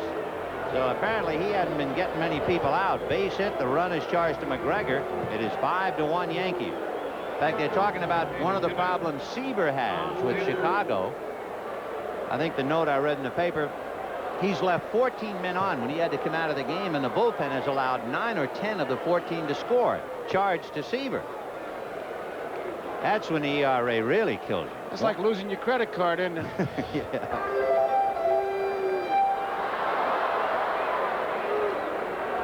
Baylor has lined out and singled 1 for 2. Big day, of course, for Lou Piniella, the on-deck hitter. His wife, Anita, is here.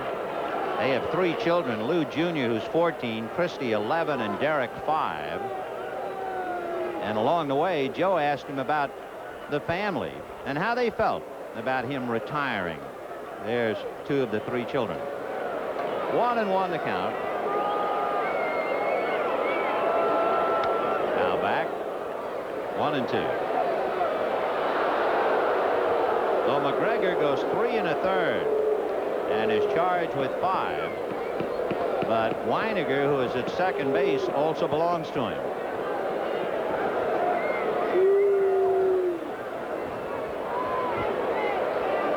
One ball, 2 strikes. In the dirt with a fastball. Baylor was originally signed by Baltimore back in '67, as you look at Underwood loosening up in the Baltimore bullpen.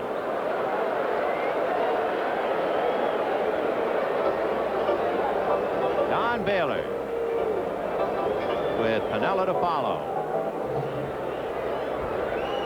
I did a little on my notes. Remember we told you he hit a 3-run home run disregarding a take sign. He hit it against Seattle's Mike Stanton. However, Seattle won the game 5-3. He pops it up, and it'll be Eddie Murray in foul ground. So Baylor fouls out to Murray. When I asked Lou Piniella about how did his family feel about the retirement, here's what Lou said.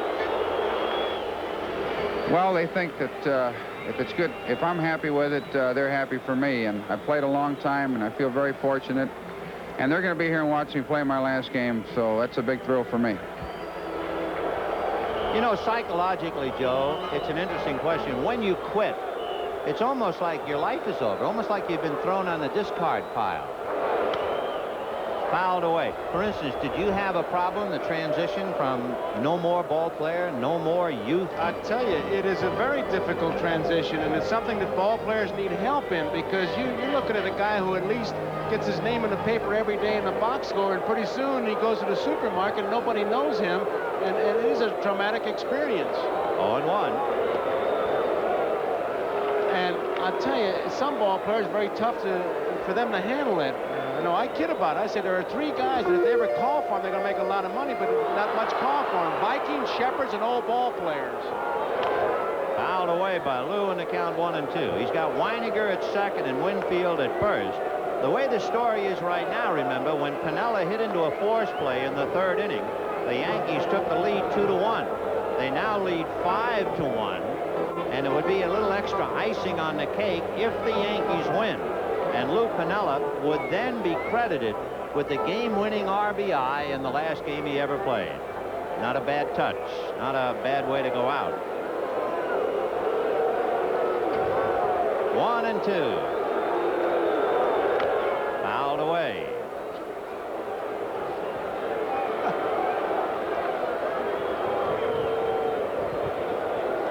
Well, I don't know who that lady was, Vin, but it wasn't his wife.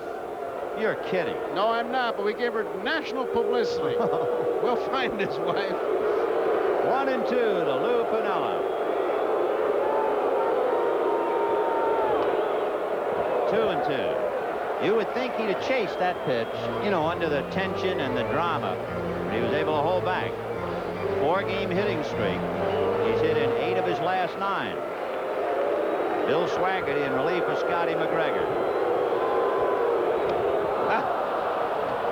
The best laid plans of mice and men as Piniella strikes out, leaving 2. The Yankees, however, enjoy a 3-run 4th and lead 5-1. We'll be right back after these messages from your local station. Tuning up to start the 5th inning. The Yankees 5 runs, 9 hits, and no errors. And Baltimore 1 run, 6 hits, and no errors. Howell has struck out a half a dozen. He has walked 2. They may be asking for the lights here because the shadows have gone out, and Yogi's going to come out now. They'll have to do it at the start of an inning, which of course this is. Yogi may want to go out and talk to his pitcher, and now he's checking to see if it's an official trip. And looks like they're motioning for the trainer. No, Sammy Ellis is coming out. Ray Fontenot loosening up in the Yankee bullpen as Sammy Ellis goes out to double check his pitcher. There's Ray.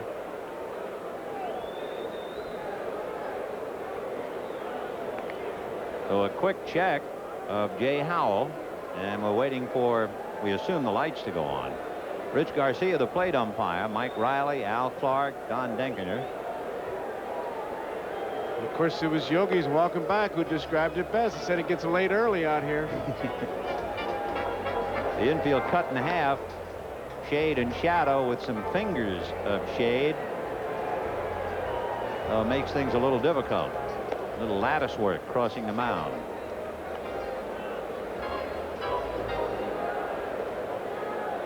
5-1 Yankees in the 5th. You know, the last 3 years, the Orioles have lost 6 times in Yankee Stadium in the Yankees' last at bat, either the 9th or later. So Baltimore would like to return the favor, but they're down by 4 as we go to the 5th inning. Baltimore, of course, started off very slowly this year. They were 4-12, and Detroit off to the great start, won 35 out of 40. Then Baltimore turned around and won 31 out of 45 to be revitalized, at least for the moment. Garcia is waiting for those lights, and he will not start this inning because he can't really play without the lights. And then when the Yankees come up with the lights, and here they come now. Joe Altobelli wants to talk to him.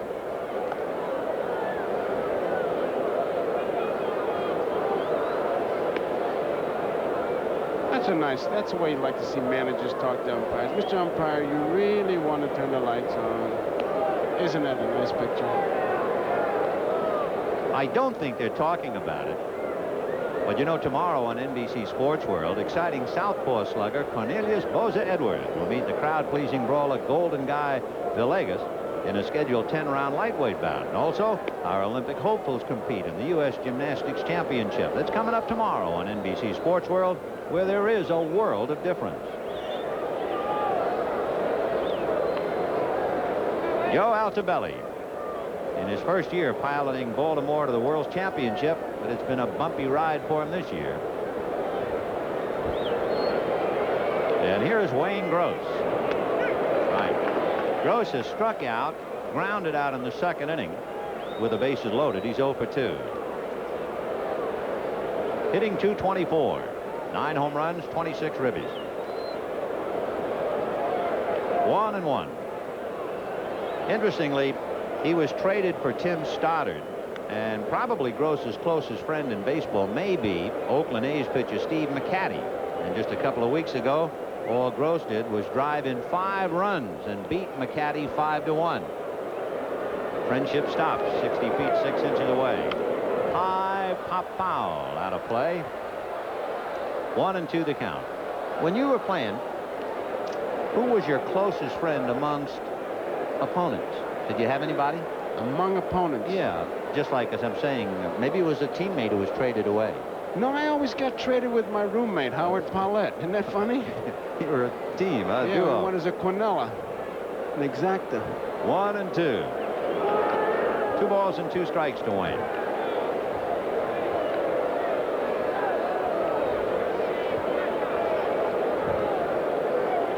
Jay Howell working on Wayne Gross. 2 balls and 2 strikes, and he's done some great work so far. Foul back. For Howell, in facing 20 men, 14 of them, he started off with a strike. So he has been challenging Baltimore. He's not nibbling, and he's leading 5-1. Of course, he's been a strikeout pitcher, as we pointed out. 2 balls, 2 strikes. Breaking ball fouled away. Ooh, fan trying to make a catch without a glove. No play.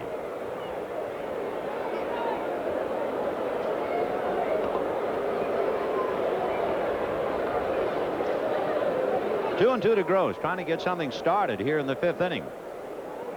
Waiting his turn on deck, Cal Ripken and then Eddie Murray. Not a bad group to get things started.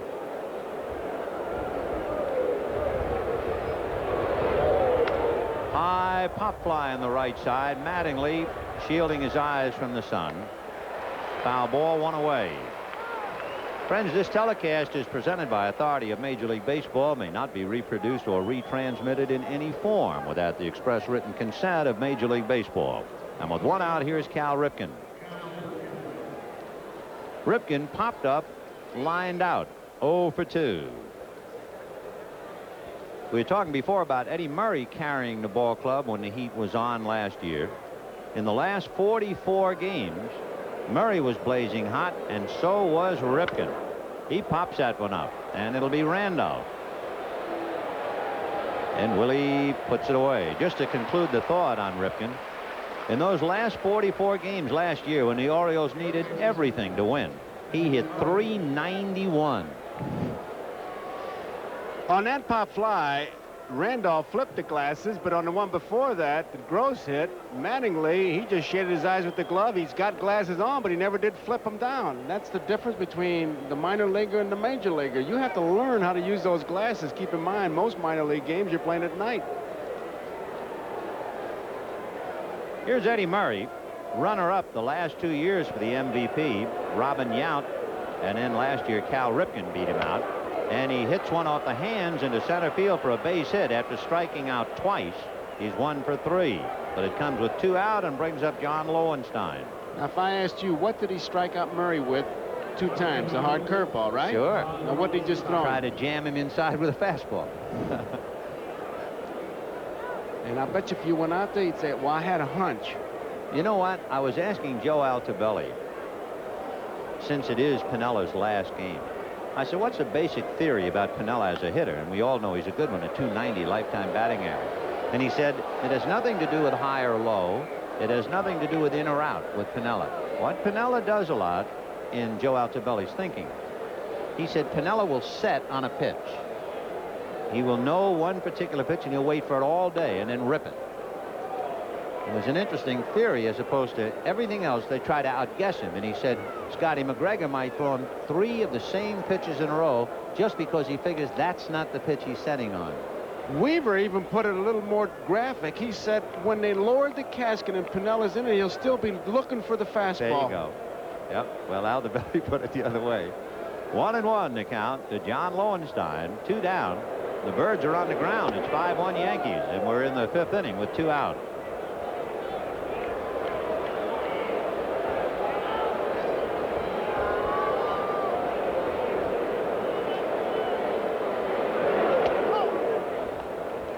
Three and 1 to count to John. So Jay Howell, who has walked 2, walked Young and Dempsey, now behind, and he's not been behind to too many hitters. Big chopper foul, flagged by Mattingly, but foul ball.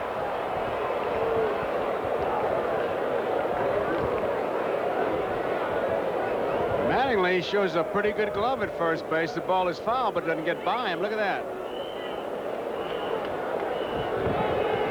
So Don Mattingly having a big year with the bat and the glove at first base, and with 2 out, a full count, and that means Murray will be going, and Mattingly is off the bag. And there's ball 4.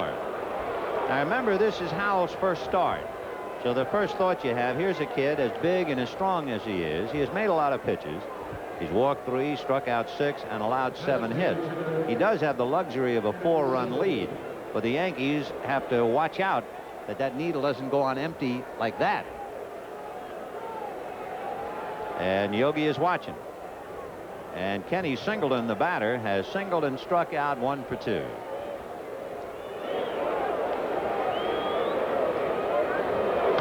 Out away.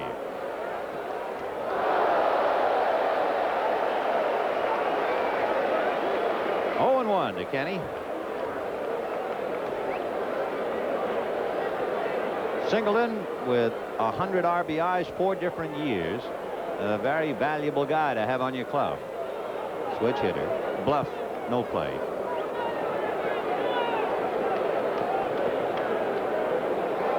Eddie Murray at second base. John Lowenstein at first.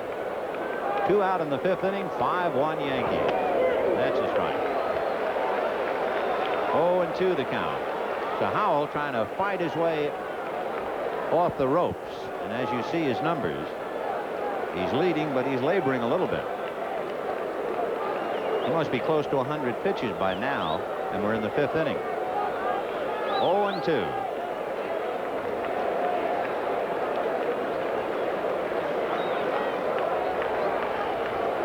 Baltimore looking for and needing the big hit. Half swing. They'll check at third. No swing, says Don Denkinger. 1-2 the count. You be the umpire. What do you think? As was said last week, was the intent there? The pitch was low and the intent was not there. 1-2 outside. That pitch that Howell just made was pitch number 101. So at this rate, there's no way he can go 9 innings. No way. Well, to just play off your phrase, man, he's looking for the gas station right now. He's looking to refuel. 2-2. Fastball missed, so he's struggling now. So with 2 out, runners at first and second, and Don Mattingly playing in shallow right field at first base. He is as deep as I've ever seen a first baseman play. Look at Mattingly on the grass. So it gives him extra range, chance to react against Singleton. So the runners will be going. Murray and Lowenstein. Fouled away, out of play. On deck is Mike Young.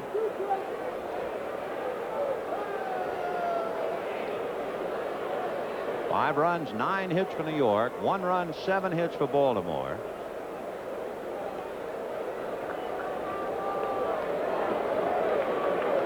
Singleton with 1,996 career hits. Runners go, foul back, and of course each pitch one more that Howell doesn't have.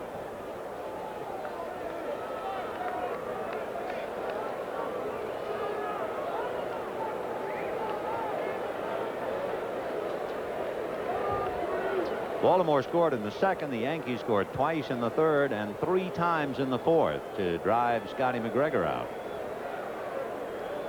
The key blow was a bloop single to left by Butch Weiniger. Murray and Lowenstein go, and the pitch fouled away again. Mike Armstrong, who was just off the DL, has joined Ray Fontenot down in the Yankee bullpen. There you are. The left-hander Fontenot and the right-hander, the bespectacled right-hander, Mike Armstrong. So they crank up Murray and Lowenstein again, 3-2.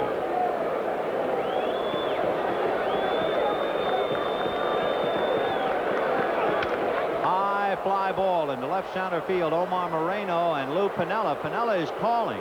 It's his day. No runs, 1 hit, and 2 left. Boy, the Birds are wasting opportunities. 8 men left on base, and it is 5-1 Yankees at the end of 4½.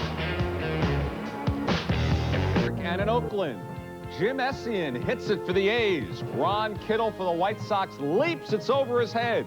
Here comes Bruce Bochy around to score it. It's a triple for Essien. It's 6-1 A's as they go for their 4th straight win.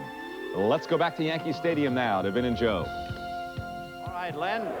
Okay, Len, they're on a hot streak. We were on a bad streak, Joe, but we're going to recoup and recover right now. There is Mrs. Piniella, Anita. And there's a high foul off first and down the line off the bat of Toby Harrah and back in the seat. You know, we come to the ballpark. I have never had the pleasure of meeting Mrs. Piniella, and we had gotten some information that she would be seated in the near corner to the Yankee dugout. So we assumed a lady who was very emotional wearing a hat down there was Mrs. Piniella, and we were wrong. So we're 1 for 2. Listen, if I'd have been 1 for 2, I might still be playing. Toby. 1 for 4 and 1 for 5. There she is. Beautiful lady. And the kids. Lou Jr., Christie, and Derek. Bouncer back to the box, and on the comebacker, that will dispose of Toby Harrah. That's Bill Swaggerty out there picking up the pieces for Scott McGregor. And it is 5-1 Yankees in the 5th inning. And the batter, Don Mattingly, who is 2 for 2. Single to center, single to right, and scored a run. And he's hit in 7 out of 9. Batting .341. Winfield is 1 for 2. And they are 1-2 in the league right now. Strike. 0-1.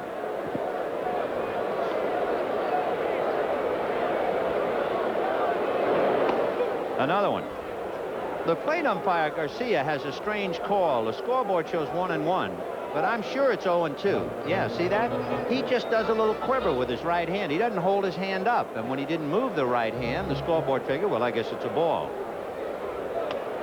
Ball 1, 1-2. He kind of grabs his right elbow with the left arm. It's almost a secret. And he's another one of those umpires that looks like he likes to kind of lean on that catcher to the point that he puts his hands on him. And a lot of umpires, I know Satch Davidson, who we hope is getting better week by week. He is. Yeah. He says he can feel the catcher which way he's going to break, and he can get out of his way quicker. 1-2 the count to Don Mattingly. And he hits a breaking ball in the air to center, and that's where Al Bunbury hangs out. So 2 down in the 5th inning. I never did like that when I had the umpire put his hand on my back like Garcia's doing there. I'd ask him not to do it when I play. Just don't touch me. Just don't touch me. And usually they didn't. After that. Not that it would help, but it is distracting. Would you like to have a guy do this? No, thank you. Watch Garcia's left hand. There it goes. Well, he and Dempsey are very close. There's a bunt by Moreno. Fielded there by Rifkin. Throw too late.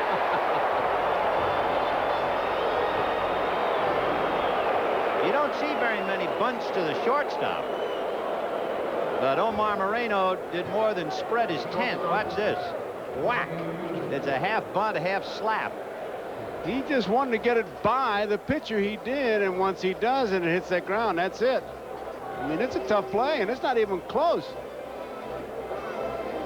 Watch him get out of that box. You know, he's got it right on his mind. Just get it past the pitcher, and away he goes, and now it's the marathon. So Omar Moreno at second base with 2 out in the 5th inning, and the Yankees leading 5-1. Bobby Meacham the batter, so they've got speed to burn here. Meacham hitting left-handed can fly, and Moreno at first. Moreno is 6 out of 8 in stolen bases, but as we said, the Yankees during the year, I can't believe Omar Moreno has 6 stolen bases, and that's high on the club, but that's it. Willie Randolph has 6. Fastball missed. 1-0.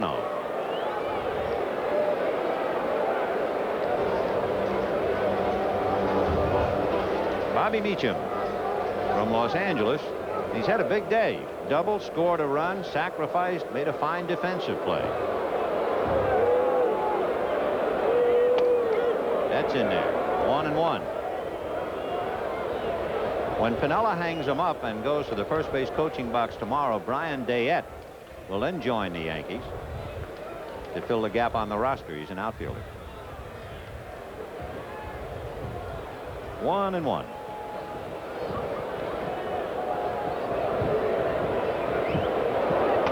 Ball 2. Oh, you know, they settled the suit. There was a class action settlement the other day all over the Pine Tar game of July 24th that wasn't finished until August the 18th. A mother of 2 was the one who started the class action suit about the ticket and the fact they did not see a full game that day. And there goes Moreno, and the pitch is grounded to Ridgenour, and that will be that. Anyway, if you have saved your ticket stub, you can see a Yankee game of your choice because of the settlement. No run to hit, a man left, and at the end of 5, the Yankees 5 and the Orioles 1 on Lou Piniella's last hurrah. Yankees still have a commanding lead of 5-1. Baltimore has left 8 men in 5 innings, and the Yankees have left 7 men in 5 innings. And Jay Howell, who was making, as we said, too many pitches to last the game, is gone. How many did he make, Joe? He made 107 pitches, 68 strikes. He faced 24 men, although he did have 18 first pitch strikes. Well, here is Silton Ray Fontenot. Even 6-footer, 175-pounder out of Lake Charles, Louisiana. He did a great job as a rookie starter. He was called up to New York almost an anniversary. It was June the 19th. He won 4 starts in a row before the season ended. Was originally signed by the Texas Rangers and came to the Yankees to complete the Mickey Rivers deal. He's had some arm troubles early in his minor league career. And here is Fontenot. That high grass in the infield will help Fontenot. He is a sinker ball pitcher. He should get a lot of ground balls. We'll see what Mike Young does with him. A strike, 0-1. Fontenot coming into this game is 2-5. His earned run average a handful of 5s, 5.55. Sinker ball pitcher, but it's a drive to right field handled by Winfield. 1 out. Hey friends, don't forget, next week the American tradition continues on NBC Sports with the Major League Baseball game of the week, the Dodgers versus the Braves. Joe and I will be in Atlanta's Fulton County Stadium to see Joe Torre's crew, and Bob and Tony will bring you the Cardinal Cub game. Major League Baseball game of the week coming up next Saturday right here on NBC Sports. Hit to the hole. Up with it is Meacham. The throw, however, is wild. Backing up is Weininger. Safely aboard is Dower. And it's an impossible play, but Bobby Meacham didn't quit on it. And it'll be a base hit, I'm sure.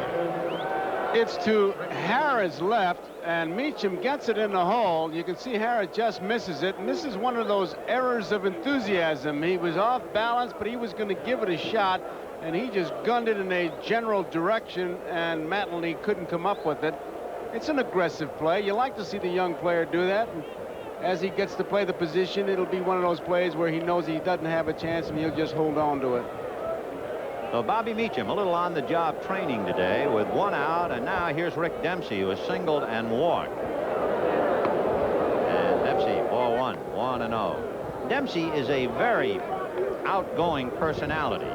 But of course, when you look back at his family background, you can well understand why. His father was on Broadway. His father, George, appeared in the Song of Norway. He has a brother who spent 6 years a catcher in the A's organization and is on the Rochester roster. And his sister, Sherry, is a pro golfer. And he bangs it into right field, and the Birds now come alive. First and second with 1 out. And the T-bone, John Shelby, is out on deck to hit for Al Bunbury. So Jay Howell allowed 1 run, 7 hits, walked 3, struck out 6, made over 100 pitches, and Fontenot is called in, and he's greeted with a fly ball and 2 singles. But Baltimore has really wasted the opportunities anyway. They've left 8 men in 5 innings. They have had a man on base in every inning.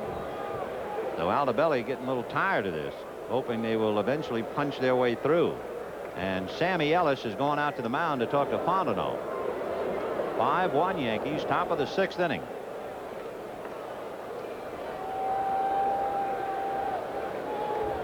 The Yankees and the Orioles. It's natural that they should be rolling around in the dirt at Yankee Stadium.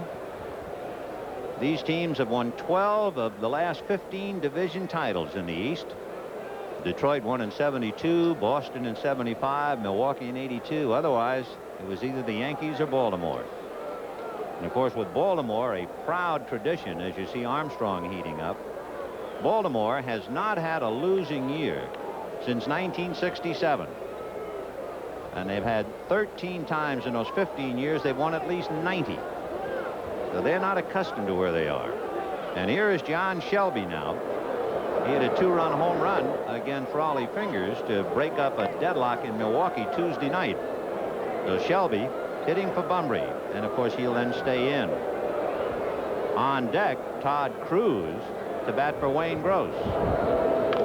Little number up along third, charging Harrop, and can't pick it up, and the bases are loaded. What amazed me was he tried to pick it up with his glove. He was going to scoop it and just couldn't come up with it. Here's a replay. Ball topped, slowed down just a bit. Short hop gets him. There's nothing he can do once he doesn't come up with it. Charges hard. Hit it right on the heel of the glove. Fontenot is going to be charged with a base hit on that little dribbler up along third. So the bases are loaded for Baltimore with 1 out. And Todd Cruz takes ball 1. Gross, while he was in there, was 0 for 3. Struck out, grounded out, fouled out. So here is Cruz hitting for him.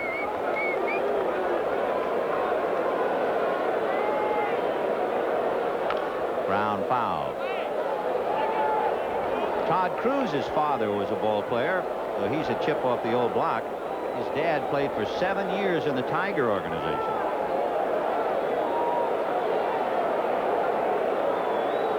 One and one. Sinker missed. 2-1. Ray Fontenot picking up for Jay Howell here in the 6th inning. He got Young. Aldebelli saw Dower single to short, Dempsey single to right, Shelby a dribbler to third. Big ground ball to short. Meacham has it. Back to Randolph. Over to Mattingly. If he's on the bag, double play, and he's on the bag. Nice toe dance by Don Mattingly. Baltimore leads 2 more, and at the end of 5.5 innings, the Yankees 5 and the Orioles 1.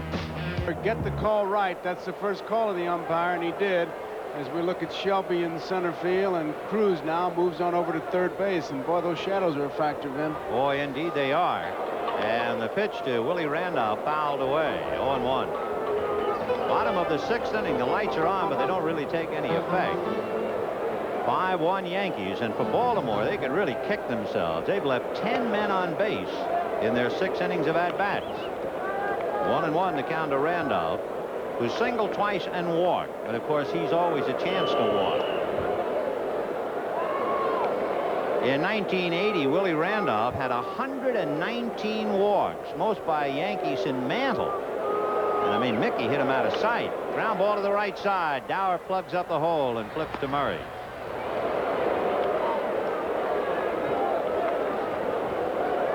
One away, and Butch Weiniger will be the batter. 5 runs, 10 hits for the Yankees. Baltimore 1 run, 10 hits. So we've had 20 base hits. If you like hitting, they'll be hitting tomorrow on Sports World. Great fight. Strike. To Butch Weiniger, who has singled twice and struck out. Cornelius Boza Edwards and Guy Villegas. Tomorrow at 4 Eastern Time. 1-1 to count.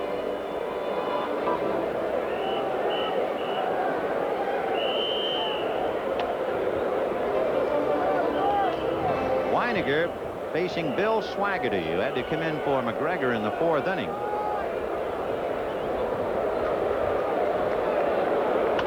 Line drive into right field, base hit. So Butch is 3 for 4, enjoying a 15-game hitting streak. Of course, a healthy Weiniger really means something. Last year, the 3rd straight year he was out of the lineup with injuries. If they can keep him healthy, they got themselves a dandy. And here's Dave Winfield, lined into a double play, walked and singled.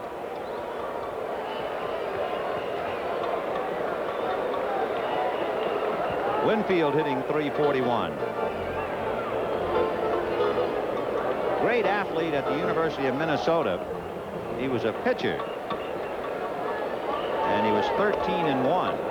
Of course, I don't know of another athlete who graduated from college and who was drafted in 3 professional sports. He was drafted by the San Diego Padres for baseball, the Minnesota Vikings in football, Atlanta of the NBA, and Utah of the ABA. You talk about athletic ability, he's got it all. It's a franchise. Wow. 1-1 to count.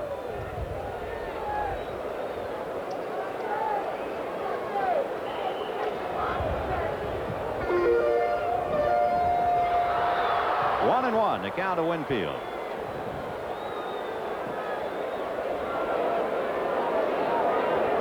And he drives it to center, and that will land right into Shelby's mitt. 2 down. You know, Vin, as we look at that center field shot, I guess catchers do have a lot of compassion for umpires, regardless of what you hear. It used to be that the umpire kind of where you would hide behind the catcher for protection. Garcia is wide open, especially that left part of his body, his hand. And that's how they get whacked with the foul tip. Since they use the inside protector, they don't get behind. They work inside, but his hand is really exposed. Watch, a foul tip would really get him. I wonder if he knows that. See his hand? 0-1. Yeah, he's got in a bad spot, all right. Wide open like that. Eddie Vargo got whacked, you know, and he had to have surgery on his finger and everything. You know, it used to be the big difference between National League and American League umpires. The American League umpire was always directly behind the catcher, and the National League umpire worked inside the hitter. But now the American League's doing the same thing, but he sure is wide open. Here's a drive into left center, but Shelby has that on his radar screen, and that's that. So a base hit to Weiniger and a man left. And at the end of 6, the Yankees 5 runs, 11 hits, and Baltimore 1 run, 10 hits. We'll be right back after these messages from your local station.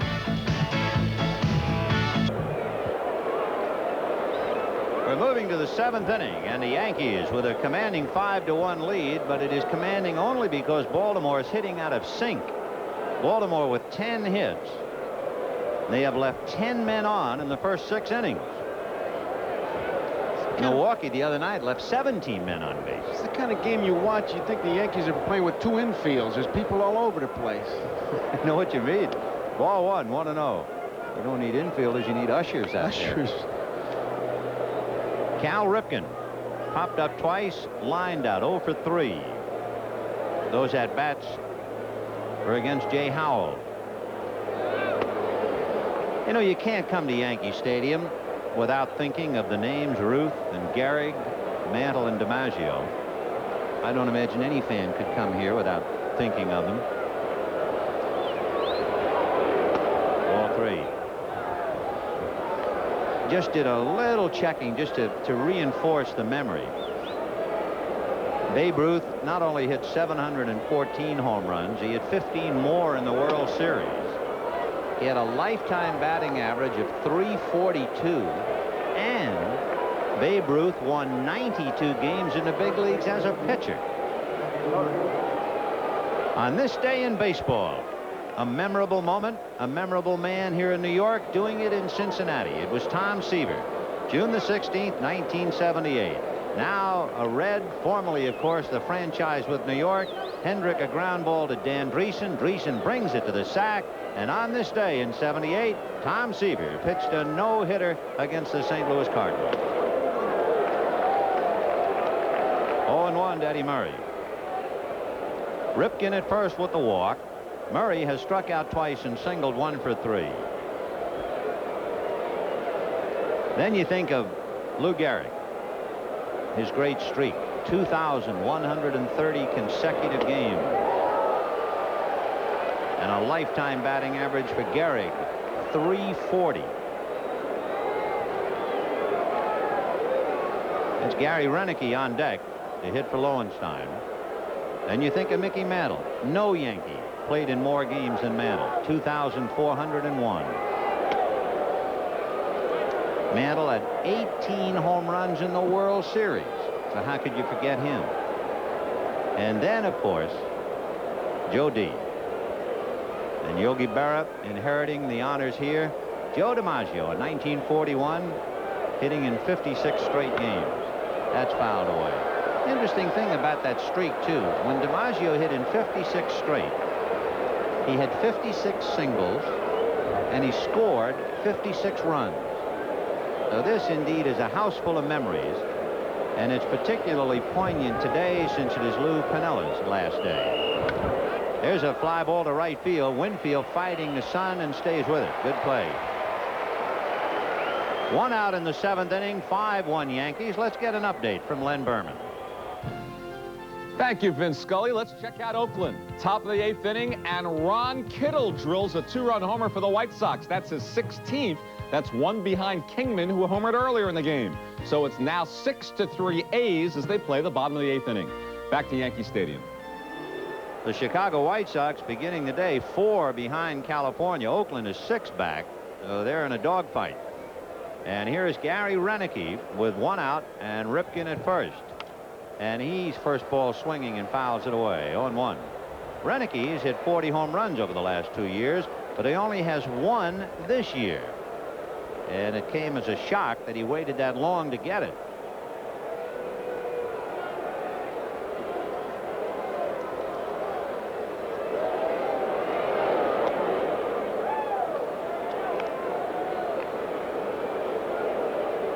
So Gary Renicky He hit his first home run against Milwaukee the other night. Ground ball to shortstop. There's Meacham over to Randolph. He's going to feed Mattingly. See you later. So back-to-back double plays in the 6th and 7th inning. And for the first time, Baltimore fails to leave a man on base. It's 5-1 Yankees. And now here's another edition of the 7th inning stretch. Remember, but we asked him about another memorable day. Well, I guess the most memorable bat I can remember about myself is the 4th game of the 1978 World Series. In the 10th inning with 2 outs, I delivered a base hit that won the ball game for the Yankees. I remember that one. And they will remember him.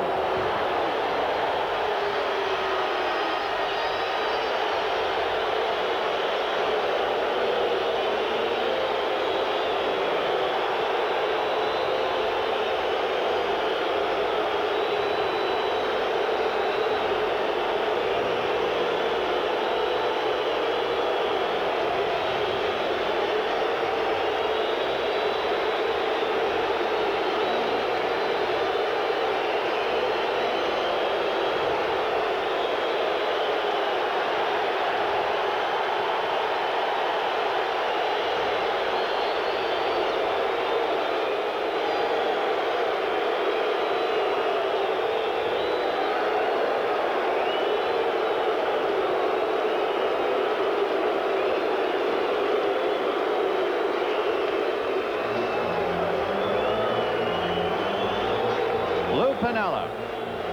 At one time, he hit in 9 consecutive World Series games, all 6 in '78 and 3 in a row in 1981. He's left them with plenty. Ground ball to short. Ripken. And the throw will get him. Now, that might be his last at-bat, maybe.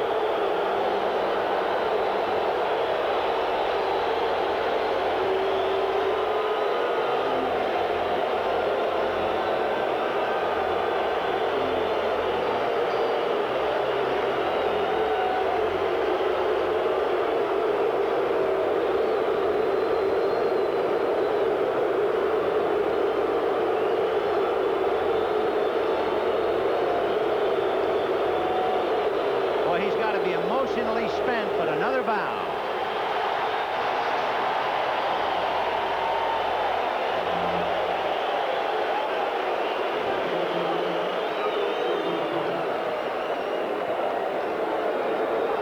And now the batter is Toby Harrah. It's like following Sir Laurence Olivier. It's really got to be a tough job for poor old Toby. He wants to go out for the coffee. Hey, guys, I'm here. I was just thinking, too, and looking at that broad back wearing 14. A wonderful human being wore that number here at Yankee Stadium with distinction and with pride. Bill Skowron, the old Moose. 1 and 2.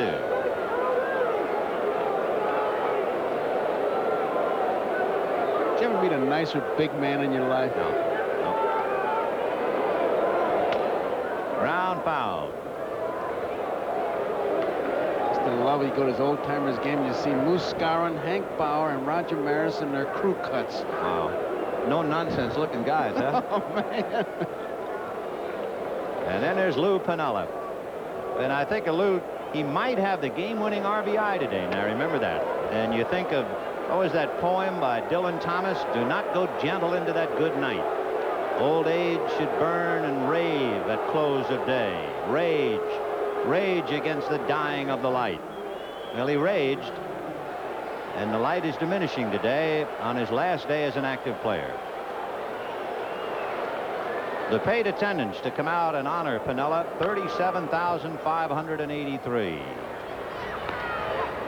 And a very quiet 7th inning, except for the salute to Lou. And at the end of 7th, as Piniella has at least an inning and a half left to go as he trots out to left field, it's 5-1 Yankees. 15 years in the big leagues. On this 16th of June, 1984, this is Lou Piniella's final day as an active player. We're basically dedicating the game to him. And Piniella, as he stands in left field, will be looking down the barrel of Ken Singleton. Singleton followed by Young and Dower. The Yankees 5 runs, 11 hits. Baltimore 1 run, 10 hits. But Baltimore extremely wasteful, leaving 10 men in the first 6 innings. Yogi's got to feel pretty good, too, watching Meacham and Randolph work. They've turned over 2 double plays like they've been playing together for a long, long time. Here's the 1-1 pitch. On the corner, 1-2. Singleton has been around, as we mentioned, a long time, so much so that he's number 3 on the list of all-time switch hitters as far as home runs are concerned. And as we said, he's also close to 2,000 career hits, and he's on the all-time list of walks headed by Babe Ruth. So Kenny has had a great career. The mountain from Mount Vernon. 3-2. Top of the 8th. 5 runs, 11 hits for New York, 1 run, 10 hits for Baltimore. Scotty McGregor went 3 1/3. Howell went the required 5. He can win it. Good pitch to take care of Singleton. So Fontenot picks up a strikeout, his first. Howell had a half a dozen. And Mike Young, the batter.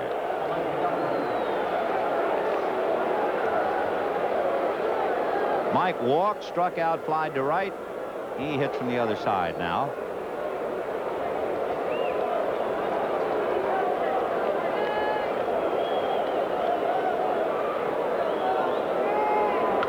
High fly ball down the left field line, and it's beginning to hook and go foul upstairs.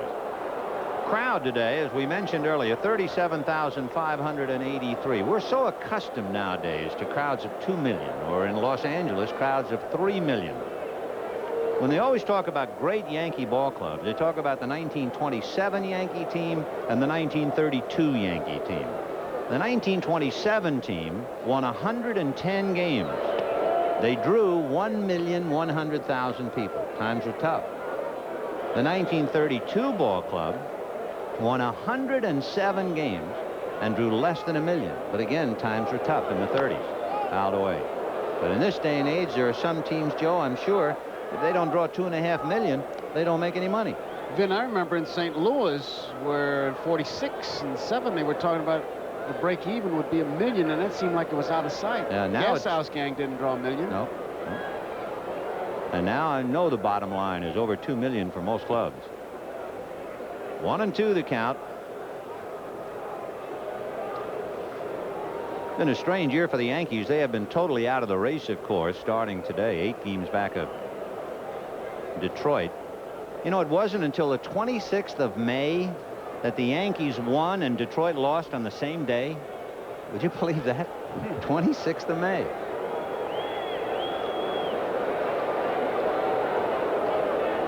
One away. Mike Young at the plate. Rich Dower on deck. Sinker hit down to shortstop to Meacham. He kind of wound up on that, and he took a little too much time, and Young almost legged it out. If he's hitting left-handed, he beats him. He really put something on that one. He comes up with the ball cleanly. Now watch him take these extra steps, and he realizes it, and the great arm erases the mistake of just laying back. Gotta like that kid, though. He shows you something. And how? Here are the updated standings. You know, Toronto won today, so that's the way it shapes up with Detroit playing tonight.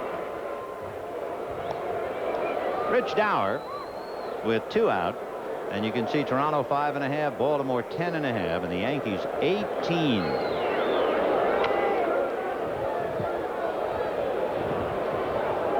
For Baltimore, they're not accustomed to being out by that much. In fact, you have to go back to 1976 to find Baltimore out by more than 10. In 1976, Baltimore was out by 10.5 to the Yankees. And there's a one-hopper into right field by a diving Mattingly. So a 2-out single by Rich Dower. Of course, he's a Trojan from SC who played with Roy Smalley and Steve Kemp. And Rick Dempsey coming up. Dower's had himself quite a day. 3 base hits. 3 out of 4 for Rich. Dempsey is 2 for 2 with a walk, hitting .220. 2 home runs, 10 RBIs. So Rich Dower at first, Rick Dempsey at the plate, and a strike. 0-1.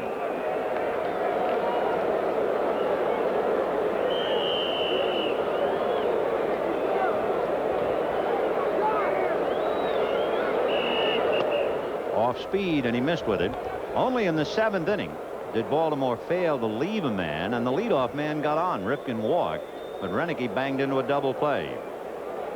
They've left 10, and they have Dower at first with 2 out in the 8th. And there's a high fly to right field, and here comes Winfield making the catch in the shade. So they leave one more for good measure. It's 11. And at the end of 7.5 innings, the Yankees 5, Orioles 1. The last hurrah for Lou Piniella. Right here on NBC Sports World, 4 p.m. Eastern Time.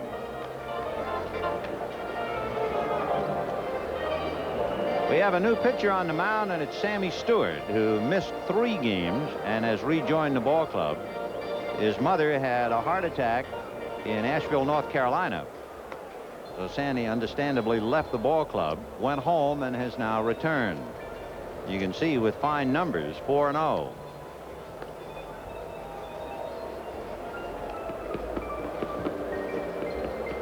So Sammy Stewart, he's had a little more than 5 years of big league experience. Made 1 start for the first time in his career last year. He was second among American League relievers. He piled up 140 innings. He's big enough, 6'3", 208-pounder. He picked up his first save of the year Tuesday night in Milwaukee. Last year he was 9-3, and for the last 4 years he's been a very effective relief pitcher, particularly in the second half of the season. He has an exceptional move. In 5 years he's picked 13 runners off base, and 9 of the 13 pickoffs the runner was at second base. So he must have a Johnny Sane move, Joe. Well, usually a big guy, you don't expect him to have the quickness or the agility, and Stewart obviously has.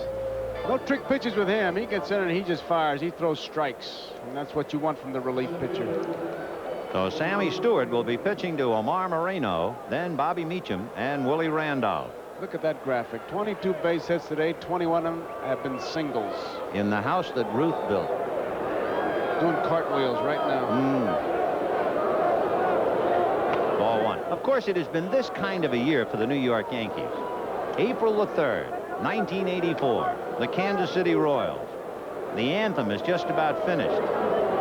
And Onyx Concepcion hits a home run against Ron Guidry. A bloop single to left. Onyx Concepcion had something like 440 at-bats without a home run. And he hit one against the Yankees, and that was the clarion call. Look out, boys. It's going to be a long drive home. That kind of a year.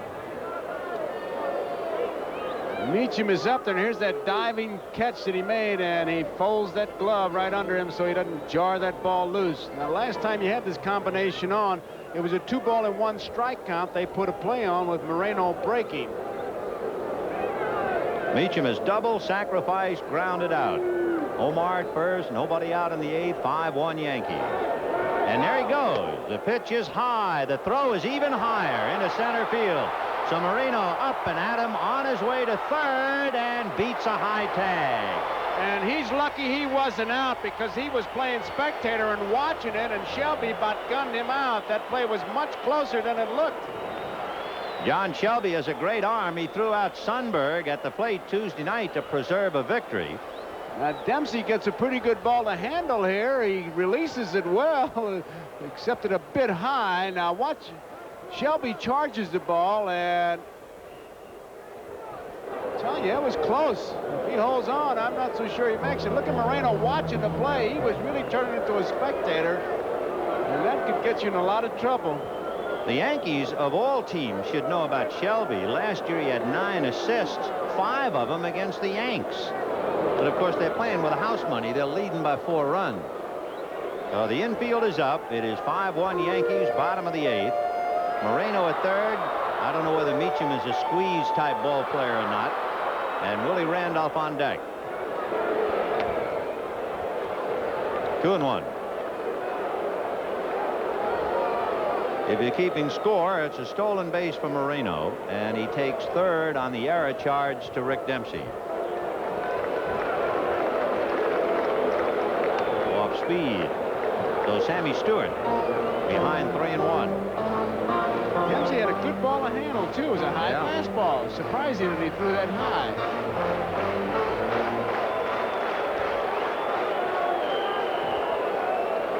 Three balls, one strike. Yankees trying to add to a 5-1 lead, and there's ball 4 to Meacham. So Stewart comes in, gives up a base hit and a walk. And the batter will be Willie Randolph with runners at first and third and nobody out.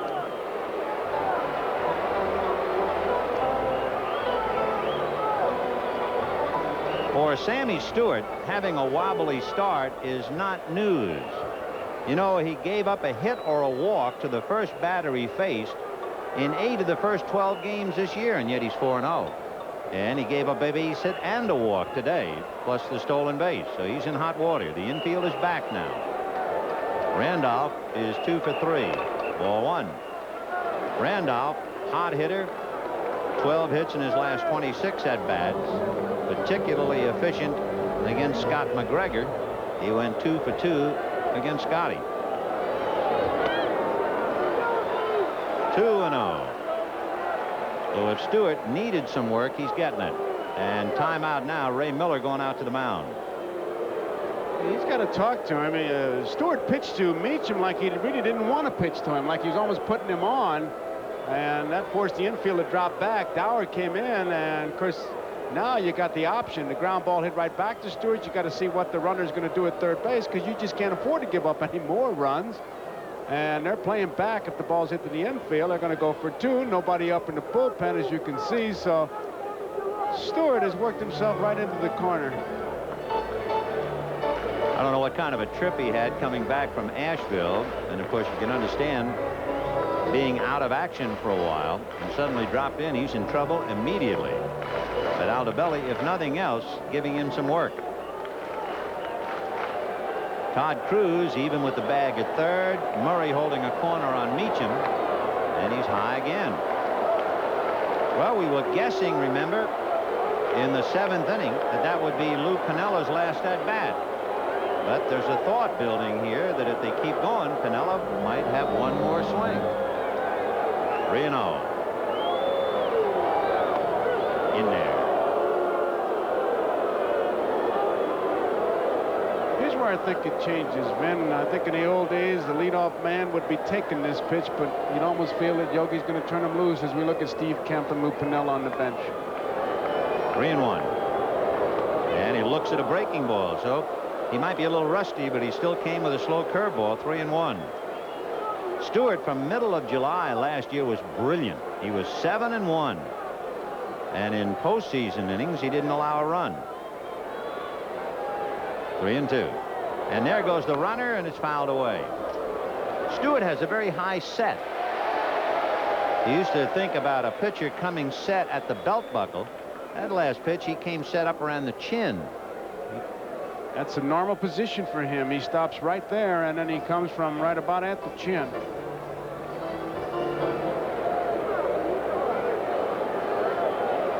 The runner goes, and the ball is fouled away again. So they play run and hit with Randolph. Willie, pretty much of a contact hitter. He has struck out only 20 times, so he is way less than 10%. You get anybody up there who makes contact with those kind of numbers, pretty comfortable to turn the runner loose. So Meacham at first, Moreno at third, and a contact hitter at the plate. 3-2. And a 5-1 lead. There he goes, and that's ball 4, and the bases are loaded with nobody out. So 2 walks and a single, and now suddenly Butch Weiniger coming up. Then you have Winfield, Baylor, and then Piniella. So Lou has a shot of having one more at bat, and you get the feeling here in the stadium that's what the crowd wants. One last time to salute him. And I guess deep down in his heart, considering that Piniella is 0 for 4 today, maybe he'd like one more shot with the bat. Weiniger's had a big day. Single to left, struck out, single to left, single to right. He's driven into 3 for 4, and he has a 15-game hitting streak. Moreno, Meacham, and Randolph out on the bases. A lot of rabbits out there.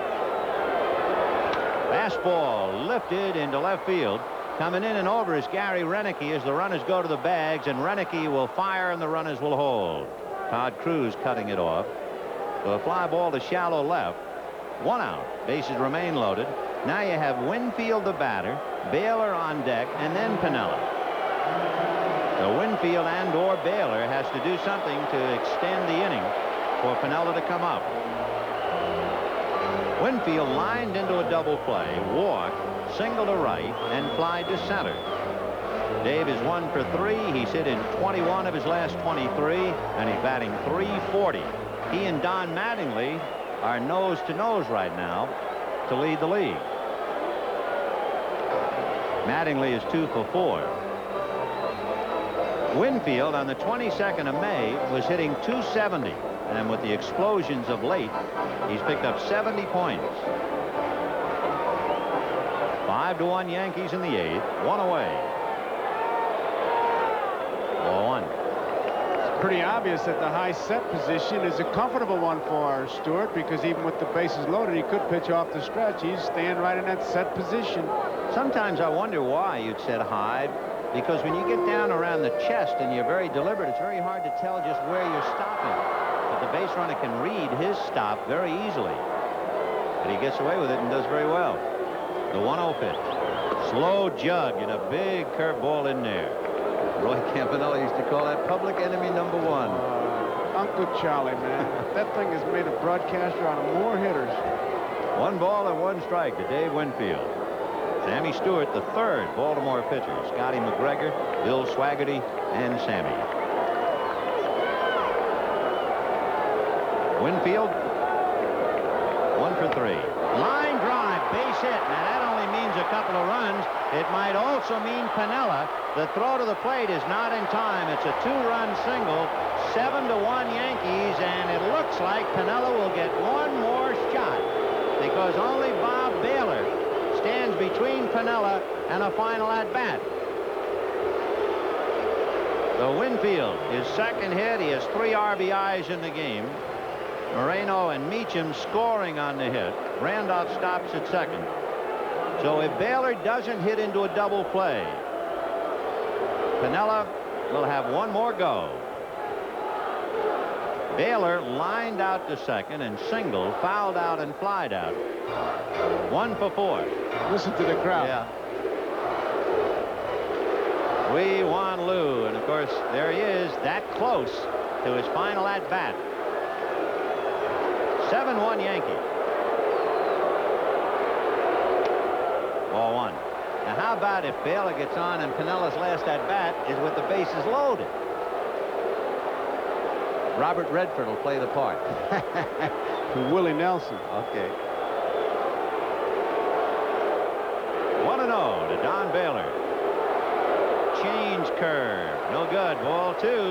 And Piniella is a couple of pitches away from coming up. Boy, that's a tough time for him. I don't care how tough you are. It's got to be a very heavy moment.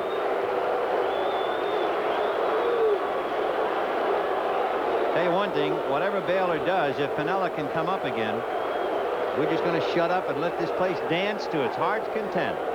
They're ready. 2-0. Line drive, base hit. Here comes Randolph to score. Stopping at 2nd is Winfield. And here comes Piniella. 8-1 Yankees.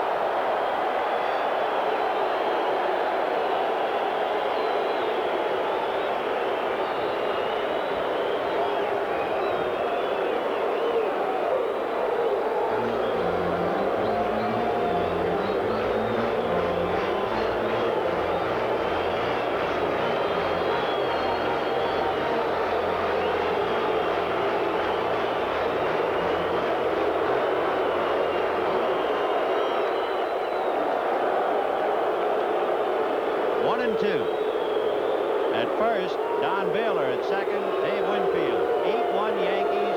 Bottom of the 8th. 1 out.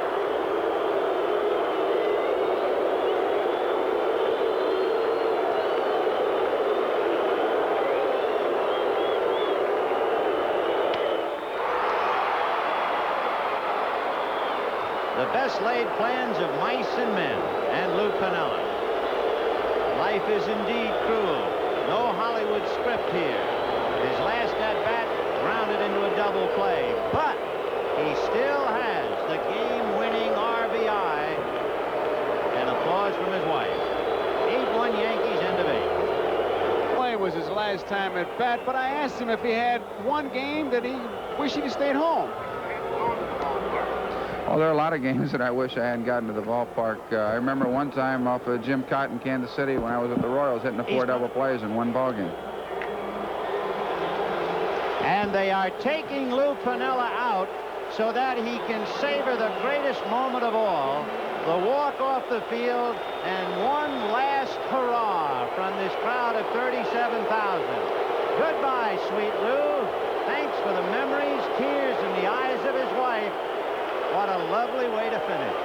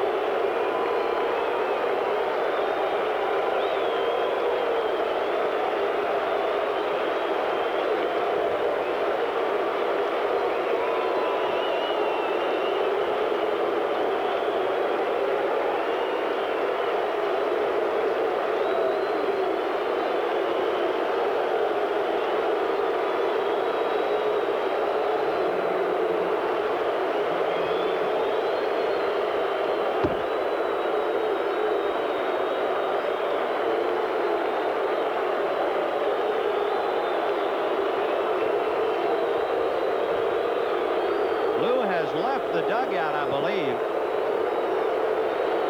and the game will continue. John Shelby, ball 1. For the minutes of the last meeting, let it be duly noted, the new left fielder in virtual anonymity is Steve Kemp. And Kemp has a line drive base hit to handle. Well, we have said goodbye more times today than in Grand Opera. And this one is final. Piniella has left the field, left the dugout, and Mike Armstrong is the new Yankee pitcher. Todd Cruz, the batter. Cruz hit into a double play in the 6th inning. Ball 1. 8-1 Yankees, but it is a nice touch. As the crowd chants, "We want Lou," he has the game-winning RBI. By this time, he's back in the clubhouse, and the chant still continues, "We want Lou." Fouled away.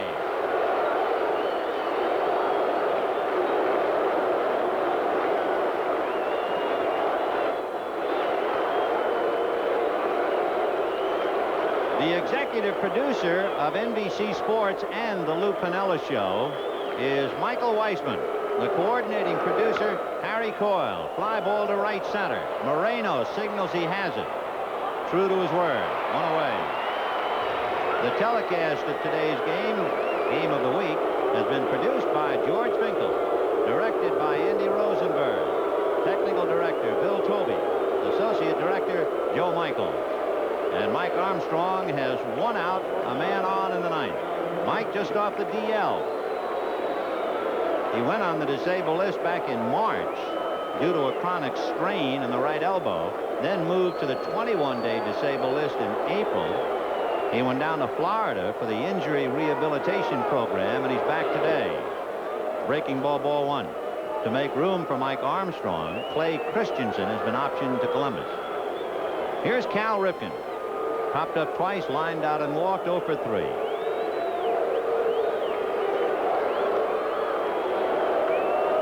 Fastball hammered to left, and Kent's going to watch that one go in the seats. So Armstrong, coming back off the DL, gives up a 2-run home run to Cal Ripken. It is now 8-3 in favor of the Yankees. Armstrong acquired by the Yankees from Kansas City in the Steve Balboni deal.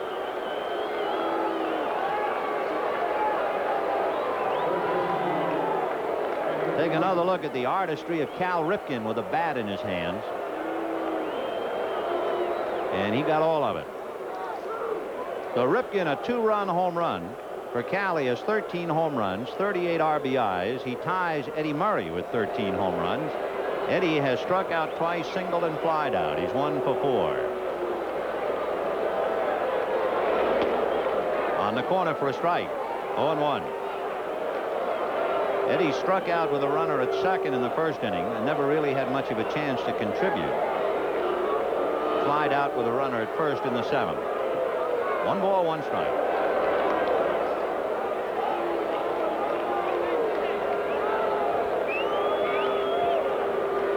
Two and 1 to count.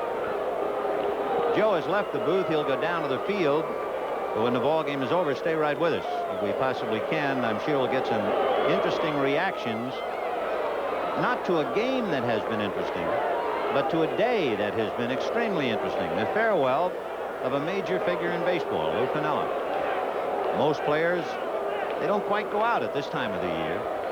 The end of the year, sure, or during the winter, or like a press conference where you announce I no longer will continue. But Lou set the date. He said it Thursday night in Boston. And the people at Fenway Park said goodbye to him. And you can see one of the panels has fallen out. No timeout for the moment. But Piniella pointed. He said, no, Saturday. I'll retire on Saturday. And his wife and his children and his father and a crowd of 37,000. And they have been saying goodbye to him all day. But more than goodbye, an expression of love. And as they have summed it up, thanks for the memories. So we have 1 out in the 9th. The Yankees in a one-sided game leading 8-3, although Baltimore briefly led 1-0 in the second inning.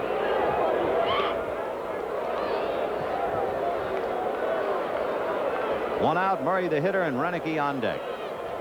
And I'm sure there are a lot of players in both dugouts thinking that it's inevitable their day will come as well. Maybe not as glorious as a farewell as Piniella had, or the opportunity for a glorious farewell, because Lou went 0 for 5, struck out, hit into a double play, but will get credit for the game-winning RBI. There comes a day and time for all of them. Line drive, base hit to right. So Murray comes up with his second hit, 2 for 5. Mike Armstrong a little wobbly, trying to get the last out. And Gary Renicky, the batter.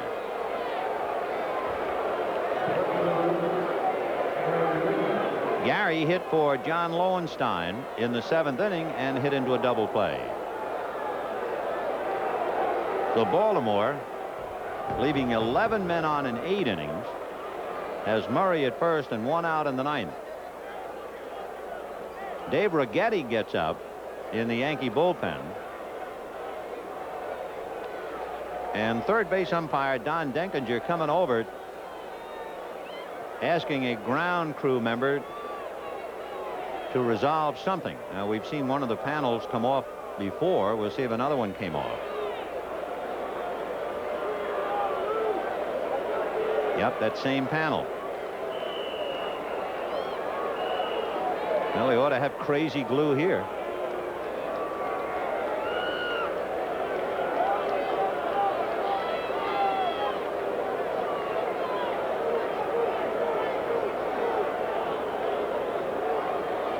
Renicky 0 for 1 out, 9th inning. Birds getting 2 on the home run by Ripken.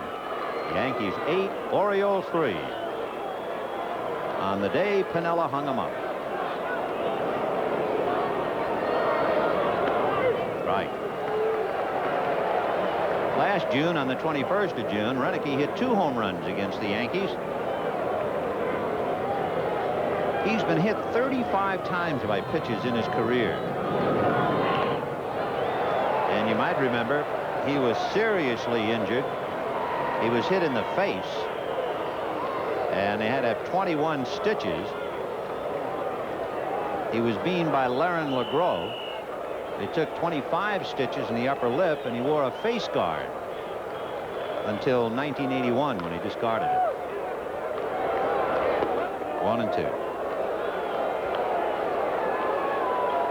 Last year, Renicky was the biggest bird against the Yankees. He had 3 home runs and 11 RBIs. 1-2. Fastball missed. He had him set up for it. 2-2 the count. It's been Howell, who's the pitcher of record, then Fontenot and Armstrong. McGregor, who is the pitcher of record, with Swaggerty and Stewart to follow. 8-3 Yankees, 9th inning, 1 out. Breaking ball hit in the air to left center, and that's where Moreno is. 2 down.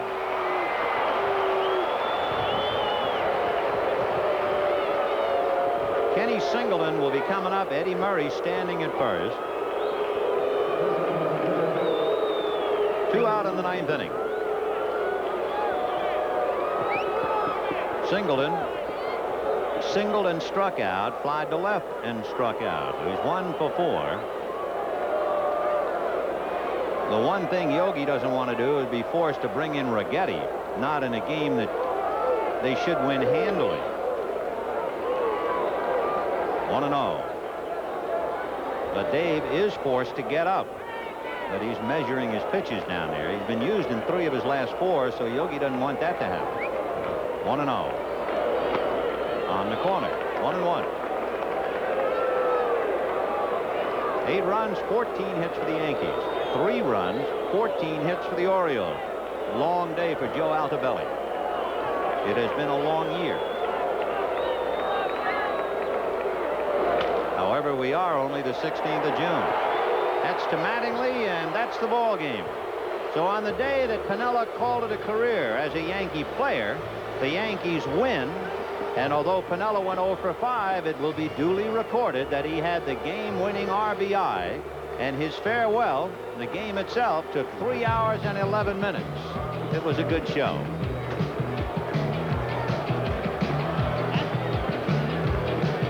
We'll be right back.